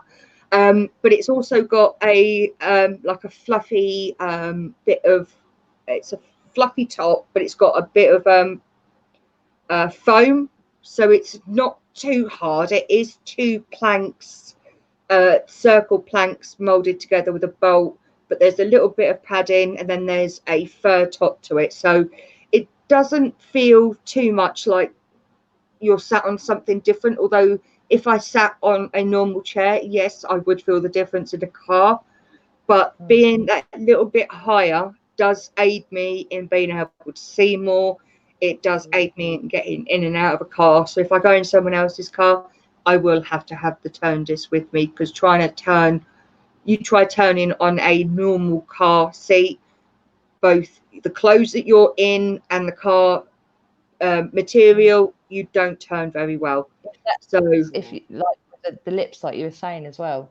So do you Yeah. only use the turn disc in cars, in your car mainly, or do you have like more than one for any other reason you might need it? Like I have got one in the bedroom, although I don't use it. It's more of a backup in case something happens to the ones in the car. But my sofa is raised. I've had it raised by occupational health. I have lots of cushions on there, although you wouldn't notice it at the moment because Dougie has been digging, and I've got a lot of them to keep me propped up on this sofa, which is Jim's, which he'll probably have to come down when I'm done here to aid me off, because although I've put a couple of cushions underneath my bum, I'm still not quite high enough to be able to get myself up. Because my sofa is a lot higher. From where I am here, my sofa is there to me now. So my butt, I'm quite low to what I'm usually used to. So yeah, my sofa, I'm just able to swizzle to the front of the sofa and aid myself up. Although they try and teach you to lean forward and then use your weight. Smack your head off the floor. Doesn't always work. Been there, done that one. You do need to use your hands to push yourself up, even though they say don't use your hands, use your weight. Load of bollocks. Sorry, load of bollocks. No, you said we could swear, so that's fine. Yeah, Jim said, I can't come down, I'm asleep. You will fucking come down, I'm going to swear you a lot. And I'll be phoning the house phone until you get your ass down here. I'll harass him bing, on bing, Messenger bing, and just bing. ring him and ring him and ring him and ring him and ring him. Yeah, I'll be ringing the house phone until he just, oh, God's sake, I'll just get her up. So, yeah, it's great things we go through, isn't it? Great things we do. I couldn't do it on that one because I haven't got all the signs and all the stuff we have for Fascination Street behind me, and 2, it's easier doing it this way. The lights are all situated the correct way, because we've got light over there, I've got a light over there, and I've got the lights in front of me to light me up. Well, not quite when you see what I'm actually using. I'll show you. Don't lose the chat like I did. Oh no, I won't. All right. There's my light set up. Oh, okay. And that is cool. what I've got on either side of me as well. Yeah. So there you go. You can tell though. Oh, so No, it means my kitchen light keeps making it go in and out of like dark light, and it's like. But that is our lighting rig. Okay. That's really, really cool. Yeah, if I turn, oh, look at that. I can turn it right up and right off. Look at that. And it just makes everything a little bit more darker, and there's more shadows. So just putting the lights on, you see my eyes going out because I'm looking in the wrong place. Look at that. The eye goes out completely different. You don't even look that tired. You know, you don't look, know. that eye is going out that way. Weird. You got gorgeous eyes. This time of the night, I start getting my restless leg syndrome come into play. You start looking for your painkillers. Well, my nighttime painkillers, which is in the form of something that is rolled and smoked outside. Yeah, that's good. I've just been started on a new one, pramipexole. I don't know. Do you pregabalin? I take gabapentin, which I think is kind of the same as pregabalin. It's the same, yeah. It is. They're both the same, and I couldn't take either of them. Could you not? Oh, they're a nerve blocker. It's an amazing drug. It does work, although some people go, I don't notice any difference. Oh, you will if you stop taking it. Oh, yeah, I tried it, but my body really doesn't tolerate many pharmaceuticals. It really, I've just really gone bad. to nothing. I used to love my curves, and I've got none. I really haven't. I've gone down to. I wish the side effects of these drugs I take would give me a bit of weight loss. That would be nice. All them, they make you put weight gain on. I mean, when I was having the steroid injections, they made me put loads of weight on. Yeah. There's the hernia. Yeah, bless you. Ouch, that just makes me think of ouch, like when you're really blocked up, like and when you're like 4 or 5 days, and yeah, I would love, because it hurts. You know, when you've got no skin, it hurts. I'm used to being able to rest my knees together, and you can't, because it hurts. It's like bone on bone. Pillows in between the knees. Everything has to be cushioned up. Ouch. Now, gabapentin was good. I was only on a really low dose, and then I had another surgery on my elbow. They put a nerve blocker in for the surgery, and then when that started to wear off, oh my God, the pain. So they were like, okay, we'll triple your dose of gabapentin, and I've been on the same dose since. And although it can be very, very hard to come off of, from what I've been told by people, sometimes even harder than morphine and oxy, which I told Sarah before. I went cold turkey on oxy and morphine beginning of this year. It's hard. But I've heard gabapentin and pregabalin are harder to come off of. They can be. You have to do it very slowly. And it's one of those that instead of going down 100 or 50 and just leaving it, you go down like 50 one day and you go the 100 the next, 50 one day, 100 the next. And then you take down 50 and leave it at 50, and then you go down another 50, 100, and you do it very slowly every other day, and then you spread it out. And it's something that you have to do very slowly, and it can take like 4 weeks to actually go down 50 micrograms. So you do it in stages. So you do it every other day, and then every second day, and then every third day, and then every fourth day, and then a week, and you leave it there for the week, and then you do it again after 4 weeks. It's something that's you've got to be very careful with. I think that's what I was supposed to do with the morphine as well. But I had my dose lowered by only 10 milligrams, and I went through about a week of just pure withdrawal. And even just reducing it by 10 milligrams, it tore me apart. And I said, you know what? I'm not doing this every single time I need to come down again. I'm stopping taking it. And you actually feel like you've got like fluid in your bones. You shake. It's you just don't. I was being sick all the time. I was hot and cold. I had diarrhea for the first time in God knows how many years, because obviously that is not what you get when you take painkillers usually. It was horrible. I couldn't eat for a week. Like, I just couldn't. But then the benefits I felt after, but I think that's just purely because some people, the meds work differently in your body. So I know people who never come off of morphine because it is so helpful to them, and the pros outweigh the cons. But for me, I was like, at the time I was like, I'm 28 years old. I'm already on like 100 milligrams morning and night. Where do I go from here if I want to keep on taking it? You know, how far can I get? I'm better off just coming off of it, and then if I need it again in the future. But it's about finding other stuff that works. So that was the same time I started smoking. If I didn't smoke then, I'd be back on morphine 100%. I'm doing 5 milligram drops on the morphine. I've already dropped 5 milligrams micrograms. I'm just going to about start what day are we now? So tomorrow I will drop another 5. I will see how I go for a week. If I find that it's too hard, I go back up. Simple as that. If I can't manage it, it's finding a balance that I'm able to continue daily focus, that I continue daily chores, although daily chores can change from one day to the next, whether it's just loading the dishwasher, loading the washing machine, or being able to hoover one room, because you can only do one room at a time. And even then, cordless hoover now, and I love it. I've got a cordless one, and I've got a lightweight one, but I can only do one room at a time. Then I have to sit and I have a drink, and it can take me an hour to recover from doing that one room. Then These rooms Yeah. are 10 foot square. That's it. Yeah. So it's not that big, but it still takes me a while to do that. And if I have to do the stairs, I'm done for the day.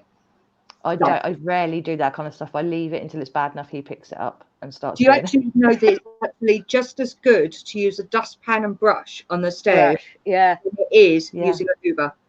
I think it's easier sometimes as well because I can sit on a step whilst I'm brushing. Because Yeah. I do that. I've got a little rubber dustpan and brush, which is really Yes, brilliant. I've got the rubber one.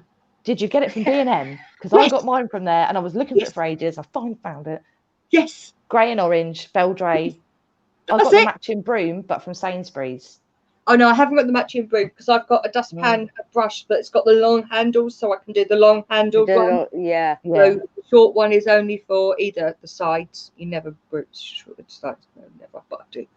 And then obviously the stairs as well, because there's so many things you can't do. How excited we're getting over dustpan and brushes. Like, yeah, I've got that same one. So good. Yeah. But yeah, you can sit on the step while you're doing it and take your time and just be like, oh, now I fancy a break. And you With can the wash Hoover. it, and it doesn't get all stuck together or lose its bristles or. So yeah, exactly. Sad, isn't Them it? oven mugs, Sponsored by them Beldray. oven gloves that they do as well, the plastic ones. Yes. They're brilliant for dog hairs. They are. They're absolutely Like to brilliant brush for yourself brushing down your before you dogs leave the down. house. Way better than a lid roller. Yeah, Mhm. absolutely amazing they are. And ironing, I can only do Jim's uniform, so a shirt, he wears a vest and trousers, and Mika's shirt and trousers. That's all I can iron at once. That's it. I don't iron. I did when I was on board the ships, obviously, because you have your uniform, your shirts, you're nice and pressed. And my partner's work switched over from shirts to polo tops about 2 years ago. And they're the ones that go in the tumble dryer and come out perfect. Like you don't need to iron at all. So I've probably had to iron, maybe the only time I iron is when I sew, because I need to iron what I'm sewing first. That's the only time I iron. I need to I don't like ironing. No, everything is either hung or actually at the moment it's all dumped in a corner, and I try and sort it out as and when I can. But yeah, my clothes rail collapsed the other day, and it took me 3 days to sort out my clothes and sort them out into summer and winter wear. 3 days. Yeah. But yeah, no, I wouldn't do it now. It's not worth the payoff with the pain for ironing. I'd much rather walk around in creased clothes and be able to survive that day. With Sarah's husband with the uniform, and I've got my grandson that lives here. He's 13, so I have to get his uniform ready. Yeah. So the night before they get their stuff ironed, or the day before, if I'm able to do it in the day, brilliant. Yeah. If not, then it does the night before. But if I need anything ironed, it's ironed as on when I need it. That's it. But yeah, you can't iron. You can understand when someone says, "I'm going to stand and do my ironing after my washing." You think, yeah. That's got to be a myth, right? There's not actually people in the world that do that, right? Yeah. Because I know people who are like, "Oh, I really love ironing," and they'll just stand there while I'm having a cup of tea at their house, and they'll start ironing, and I'm like, "I used to." Why? Yeah, I used to do it, but when the kids were little, you just had to. Yeah, apart from underwear, I'd done everything. Yeah. I know. I couldn't imagine doing that now. How difficult is it to do simple things now? It's horrible. Brush my hair. Obviously, we're all girls, so when it comes to washing your hair, dry shampoo, oh my God. Lifesaver. This is actually too long for me right now because I can't get the brush down to the back of the hair. So it all comes to the side and then it goes. Yeah, that's me. That's me. All comes down here and brush. Yeah, because the arm won't go that far. So yeah, it's. Yeah. Well, I had really long down to like the middle of my back hair where I just grew it after the accident because I thought, well, I'm not doing anything with it. I'll just let it grow. I cut it all off and I've donated it to the Little Princess Trust. But how much easier having just short hair is, and how much less it hurts my head. Yeah. With the random pains that you get. What hair is. But yeah, it's usually about hair. And just the lack of knottiness because it's shorter as well is huge. Yeah. I had my hair really short for years. But I just Jimmy can iron, But it's always been a thing that I've always ironed the uniforms, and it's carried on. Although Jim does iron, if he wants something ironed, he does it himself. He wants it done. You know where the iron board is. And I am teaching Mika how to iron, although I am very fussy when it comes to uniforms, that it has to have a pleat in the front. Did you grow up in a military background? No. Oh, okay. Never. So it's not even that. Nope. No. It is my preference that if you've got Jim is ex-forces background. His dad was in the army for many years. Jim actually joined the army and done his first lot of training, and then they found out he was colourblind, and because he couldn't go into what he wanted to, he left. So he did do all the learning to iron and all of that. But if he wants something done, he takes forever to iron a shirt, and it drives me nuts. So if I want something done for quickness, it's me that does it. Mika is learning how to iron, but he hasn't got to shirts yet. He's still on like t-shirts and hankies and stuff like that. But I am teaching him how to iron so he can do his own thing. But I still want to do stuff because I don't want to not do it, because it's like part of giving up your independence, do you mean? Or because that's it. And he's just said what are the Mark, what are the pros and cons of morphine patches? Pros, obviously I'm able to get out of bed.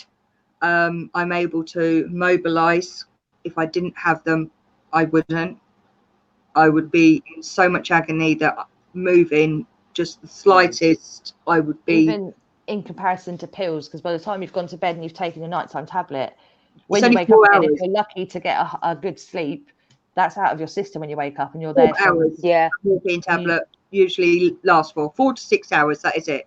Whereas and then you're screwed when you wake up because you've got nothing in your system, and you have to take it and wait for it to kick in. But then your day's already started off bad because you started off in pain. And so the morphine patch, I get so much morphine every hour, so it's constantly going into my system. Sometimes when I take them off to have a shower, when I know that it's change time and I forget to put them back on, by the morning I know it, because the morphine is starting to come out of my system, and I'm thinking, why do I feel like shit? Why am I? And I'm walking around and Jim says, where's your morphine patches? Now, they could be on either arm, they could be on my back. It depends on where I put them, because you have to put them in a different place every time. They're not supposed to be in the same place, although I try and keep them just on arms and alternate the arms. Yeah, that's what Darren does. Yeah. Because it's hard to put them on your back, and when you have clothes, they roll up, they roll down. Yeah. You shower, they roll. Yeah. Here's a 3-day ones, though. These are the 7-day ones. Yeah. Yeah. So that is the best place I have found them to be, because these are due tomorrow and they are just starting to lift. I don't know if you can see that. They're just starting to lift. Yeah. So that is due tomorrow. So that is why they are fantastic for constant pain relief, although the pain is never gone. And dose management as well.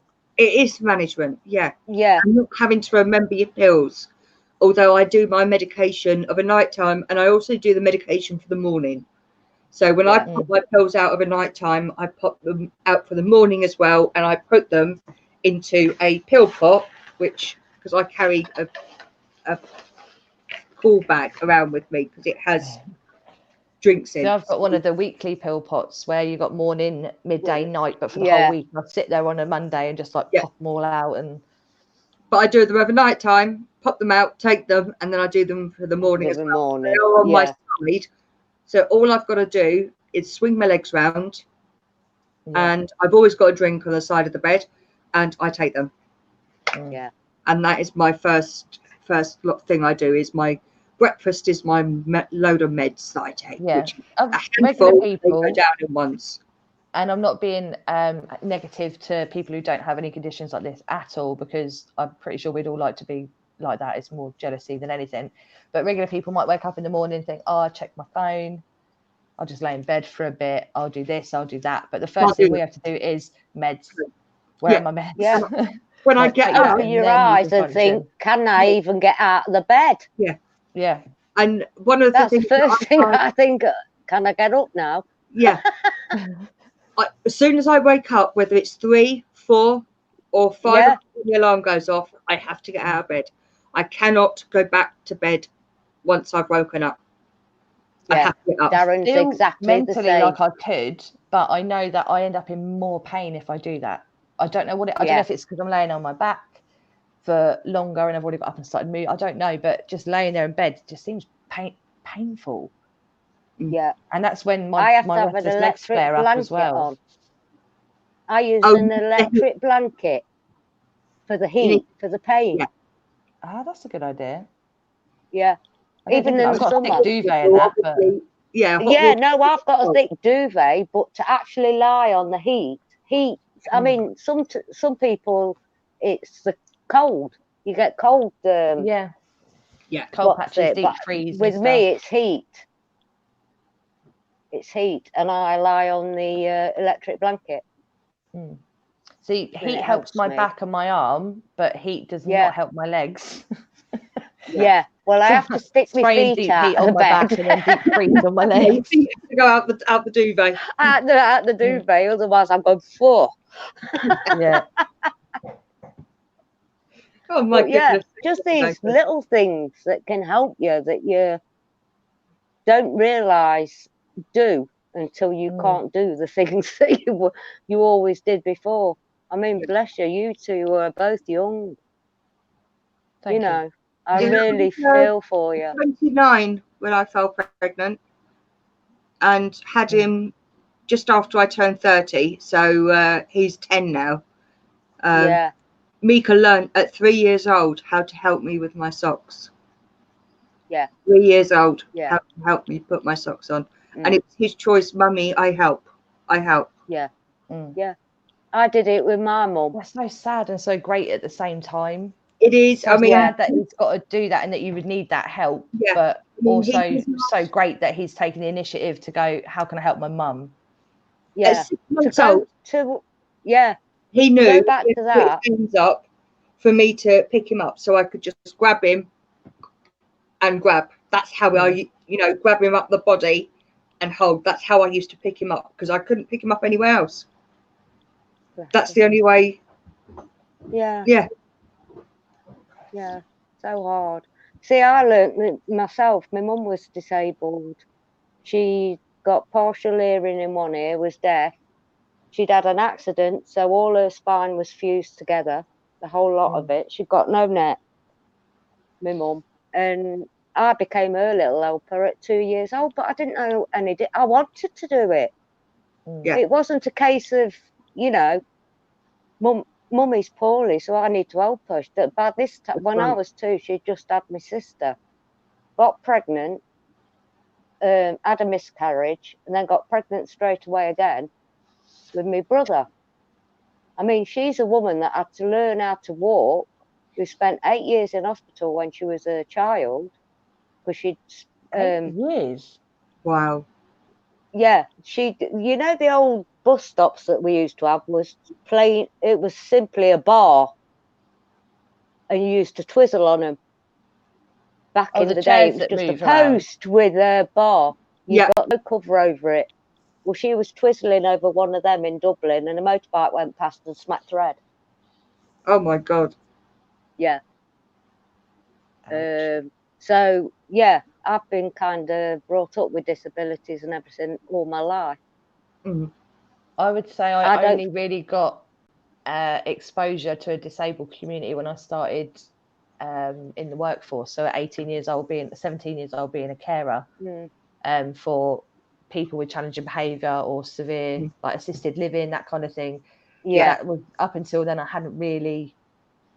And you don't think about anybody who was disabled or in a wheelchair or used crutches or a walking stick. I hadn't really been around anyone like that at all. It's such an eye opener. Yeah. I mean, they told me mum she'd never have children and never walk.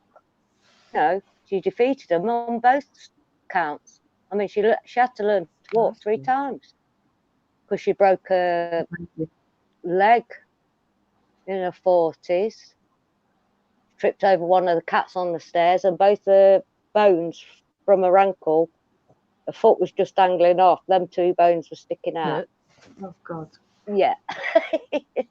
Well, she did it. Then she broke her hip 2.5 years before she died. You know, she was still independent till 9 days before she died.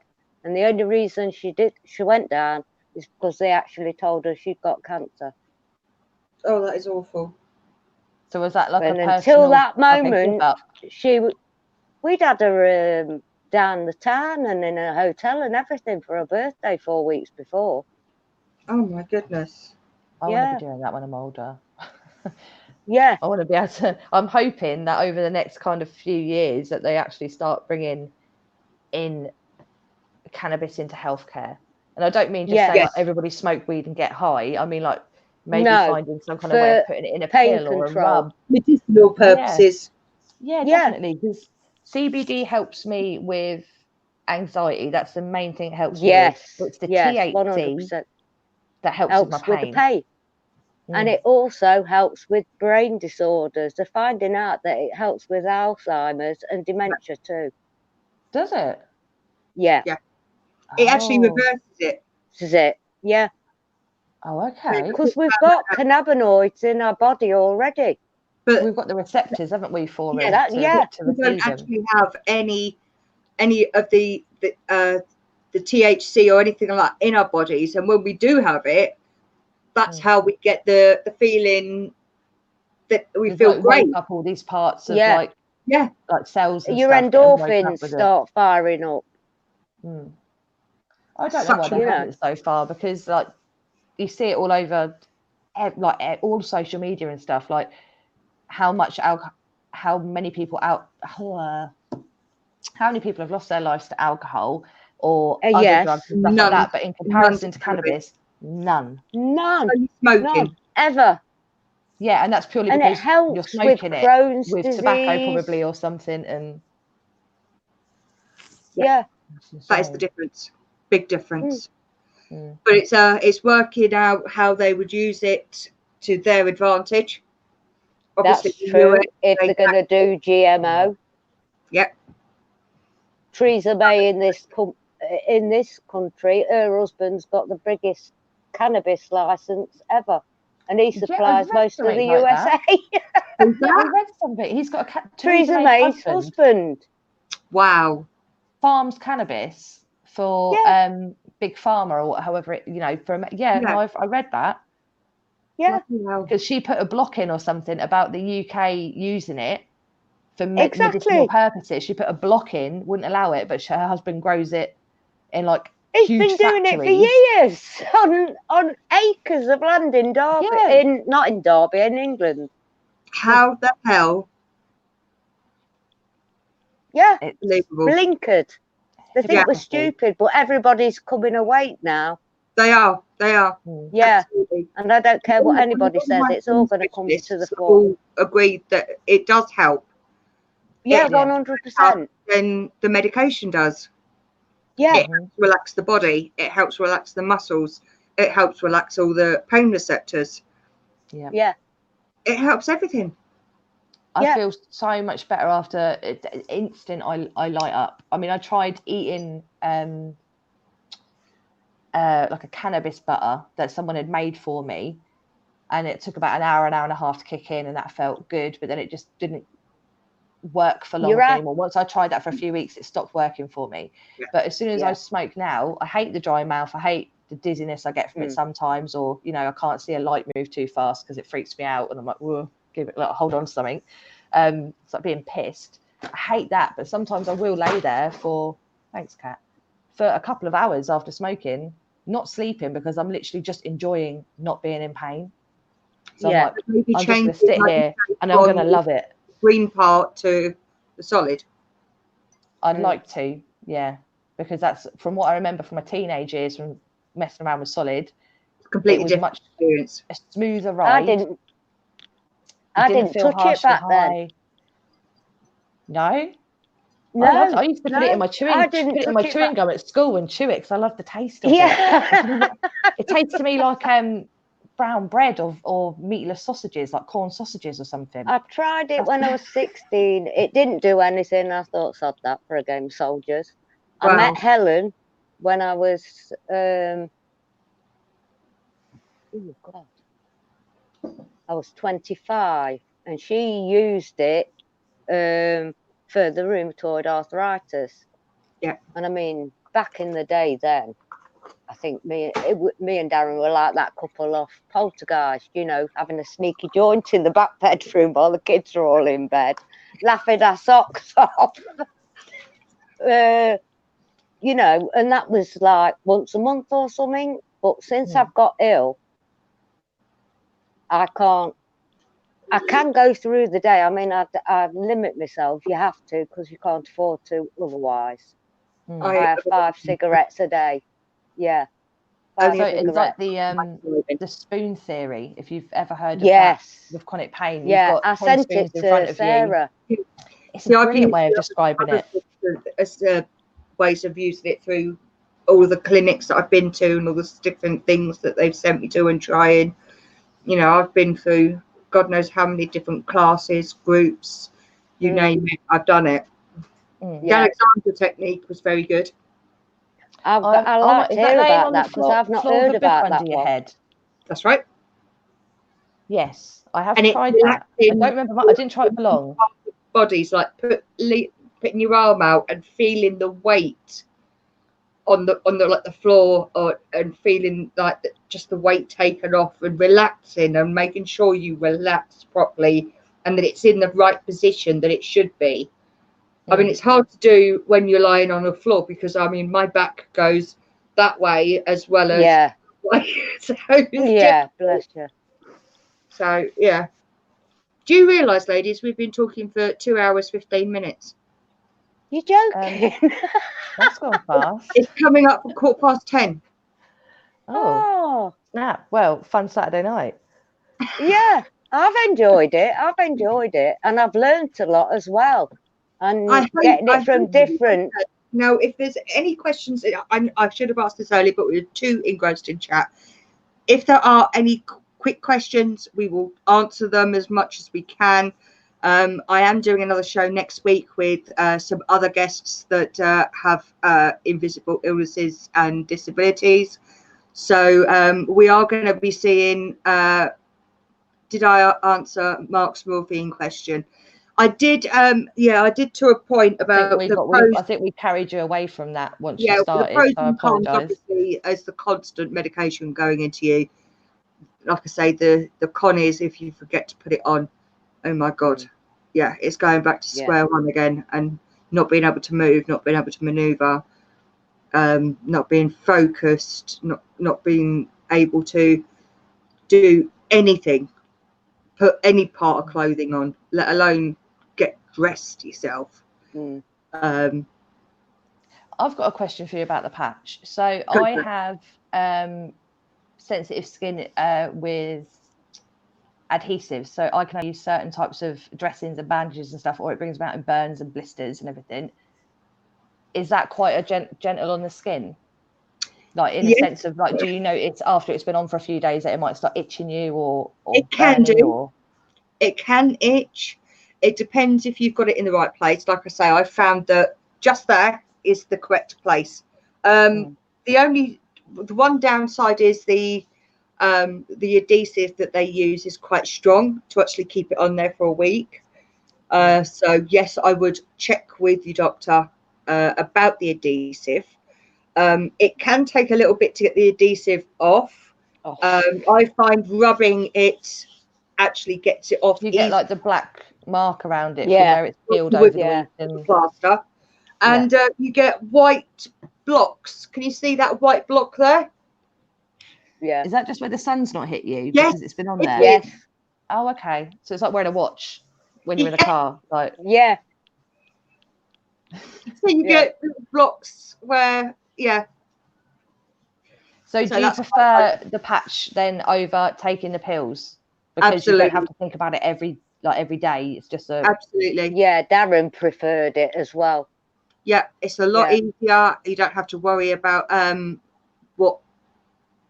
when to take them, or okay, I'm in my third hour, I can't take any for another hour or an hour and a half at a push. I've constantly got it going into me every hour, so I've always got that pain relief.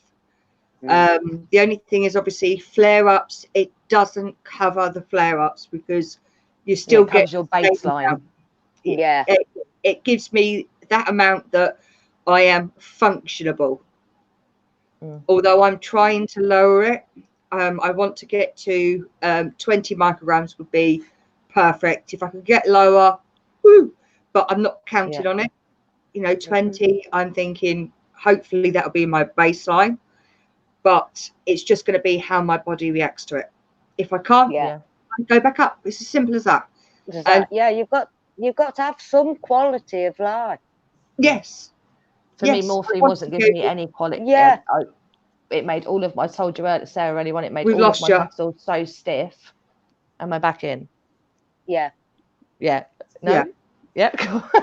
It made all of my muscles so stiff all of the time that I ended up getting trochanteric bursitis in both of my hips, where the bursa is the fluid sac that goes between your muscle and your bone, I believe. And they popped out because the amount of pressure it was under, because my legs were so tight all the time, my arms were so tight, and my back always hurt.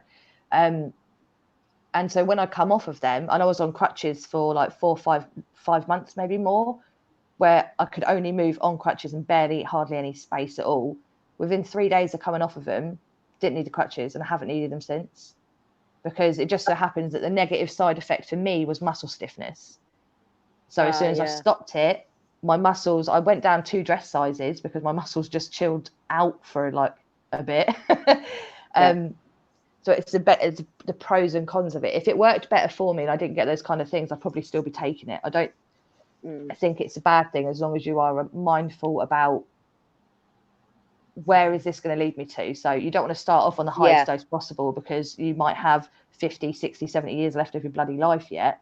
What are you going to take when you get start on the 5s? There's 5. 5s. It does come in different strengths. 5 is the lowest. I think 100 is the highest, which is usually for people with cancer-related illnesses or end of life. Is what that they for like the patches or general pills? Because that's the patches. I was going to say, for the first year I was on ketamine and oxy. So OxyContin and OxyNorm for the first year, and then I went for a really slow withdrawal of that because I wasn't up in the dose. Swapped to morphine, and I was on 110 milligrams morning and then night, and then the juice as well. Which is another thing. If you're on the juice, pretty much nearly everyone I know who's ever taken it, you get to a certain point where you know how much it is, so you'll just swig from the bottle because you know what 5 milliliter, teaspoon feels like. But that's a really dodgy. You don't know what you're taking. You might think you realise it, but you could. 5 really minutes. Bad. It's so easy to overdose on that. And I don't mean overdose as in kill yourself, but I mean like not good. A mouthful is more than 5. Yeah. I remember I was so adamant with my doctor. I was like, no, I definitely know what 5 ml is in my mouth. Here, let me show you. And I spat it back into a cup, and it was like 12. And I was like, oh, I thought that was 5. No. Oops. So a teaspoon is 5. Yeah. And that's what you should take per dose, or like maybe 2 lots of 5 if you really need it or something. But that's a trap that people fall into. I think it's taking more than they think they are. Yeah. It is hard. It is hard, but then like the pills, it's easier to take because they're already in at the amount you need. Same as your patch. So that's patch I just put on, and I know that I am getting at the moment kind of dose. I have got the 20 at the top and the 10. So the 5 will be about half the size of that. So I'll be down to 25. So it goes up in 5s usually, 5, 10, 15, 20. 25, 30, 35, 40, 50, and then it can go 75 and 100. So not long, mate. Yeah, there Sorry, are a I'm just lot. shouting at Darren. Sorry, I'm keeping you. We've gone completely over. Any more Yeah, questions pop up? I don't think there was the patches on the size patches. Yeah, tables. Yeah, 5. A teaspoon is 5. Tablespoon is 10. Yeah, that's right, Mark. Absolutely. And I think Jim said I should do a weekly show about the topic. I don't know if I could talk every week about chronic. I don't know how much more I think could. if you had a different guest on every week, you would never end doing it. It would be a whole Quite series possibly. forever. The amount of things that are out there, and even then, me and Maggie have got fibro, but yet our experiences could be completely different with it. Completely different, yeah. Absolutely. Different You could pain talk about it forever. areas. Like, Yeah, it's so no two people have the same symptoms. No. It's very rare that you'll get the same people with the same pains in the same areas at the same time. It's all different, which is how it's so difficult to be diagnosed. But you have to push for a diagnosis. It was only the fact that when I was going through in the hospital that I found out that I was hypermobile. It was only through being up at St Thomas's that I found out that I had 3 collapsed discs instead of 2, because I was actually hit by a door on my back while I was at St Thomas's, and they took me round to X-ray at the time because I was in the supermarket getting some tea, and the door swung open and smacked me straight in the middle of the back, and I went down. oh, That they I don't think I'd took move for a week if that happened. took straight round to A&E and got me X-rayed straight away. They found that I had 3 collapsed discs, not 2. I was like, oh great, another one. Okay. And they was like, did you not know? I was like, well, not really. You know, you pain, you just don't know. You're just in pain, so you always have to try and get all these different people to say, look, please, there's something different. I need to know whether there is something else that's going on, or whether I'm having a flare-up. And a flare-up can last from anywhere from half a day, week, month. Depends on what type of flare-up it is, where it is. Exactly. Yeah, I mean, I don't think I would have got my diagnoses, or diagnoses, however you say it right, if it wasn't a car accident I was in. Because it's a car accident, I've got lawyers from our side and the other dude's side constantly getting me checked by specialists. So I get seen by NHS specialists, then I get seen by a private one, then the other side see me by a private one too. So if that wasn't the case and it was just like some other accident, I've no idea. I don't think I would have any of the diagnosis or help I've had. I think it's purely because I've got so many solicitors on my back all the time getting me to see these specialists. I've actually managed to get these diagnoses so quick as well, because fibro takes a long time to get diagnosed. But they were quite. It took me, it's amazing.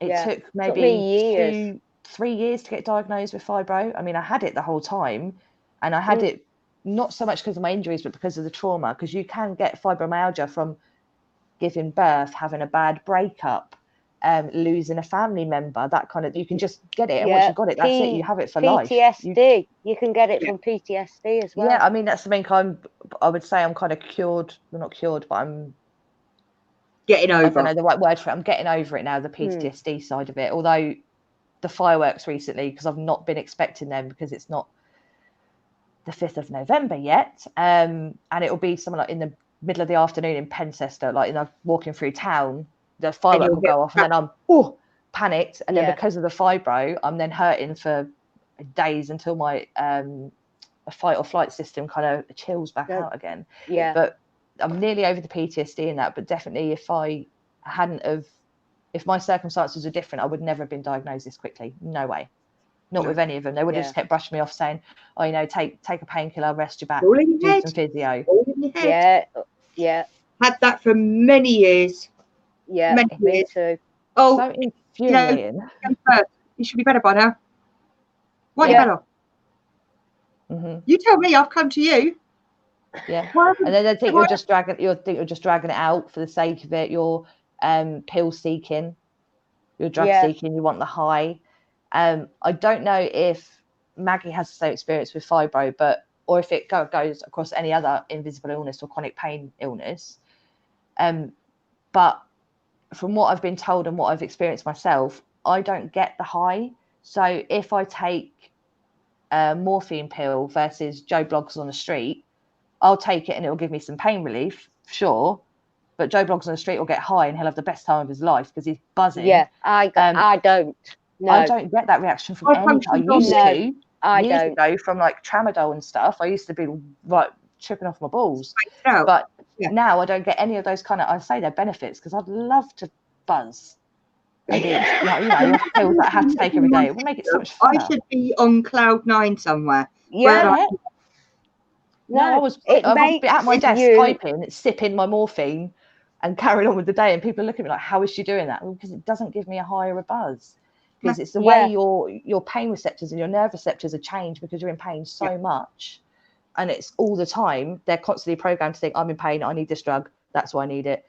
For not for recreational use as such. Because people take a lot of gabapentin. I've been offered £10 a strip for my gabapentin. Oh, yeah. People get high off of it. And I'm like, how? I just get constipated and sweaty and I gain weight, like lose hair. So you just had somebody else say, let me bring this up. I would urge you to consider doing a regular get-together, giving ears to silent illnesses. Would you consider maybe every now and then coming on and chatting with me?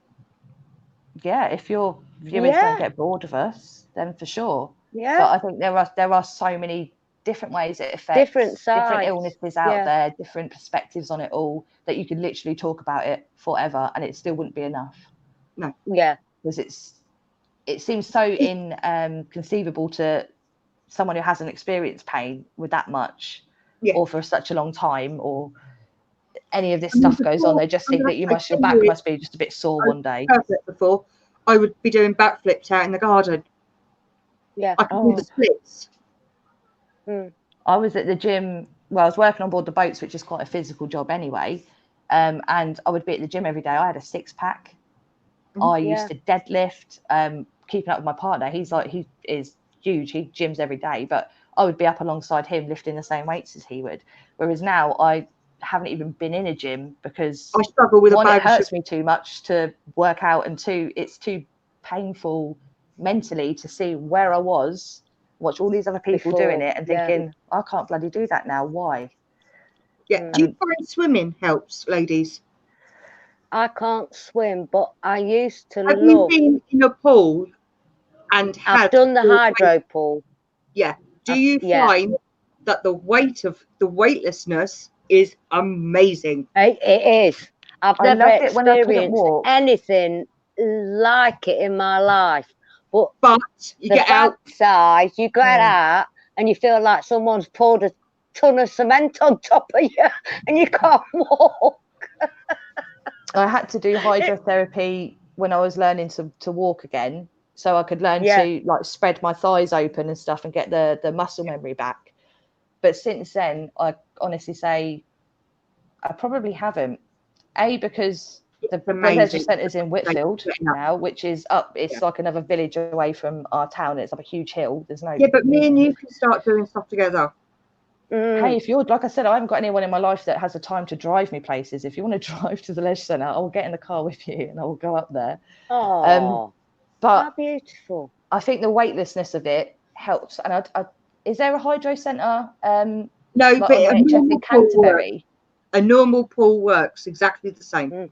Yeah, because I was never offered it on the NHS through the pain therapy or anything like that. But I think there's one in Canterbury Hospital. I had 6 sessions of hydrotherapy. Yeah, yeah. You could get, I think they do 8 weeks now, and you could pay for extras.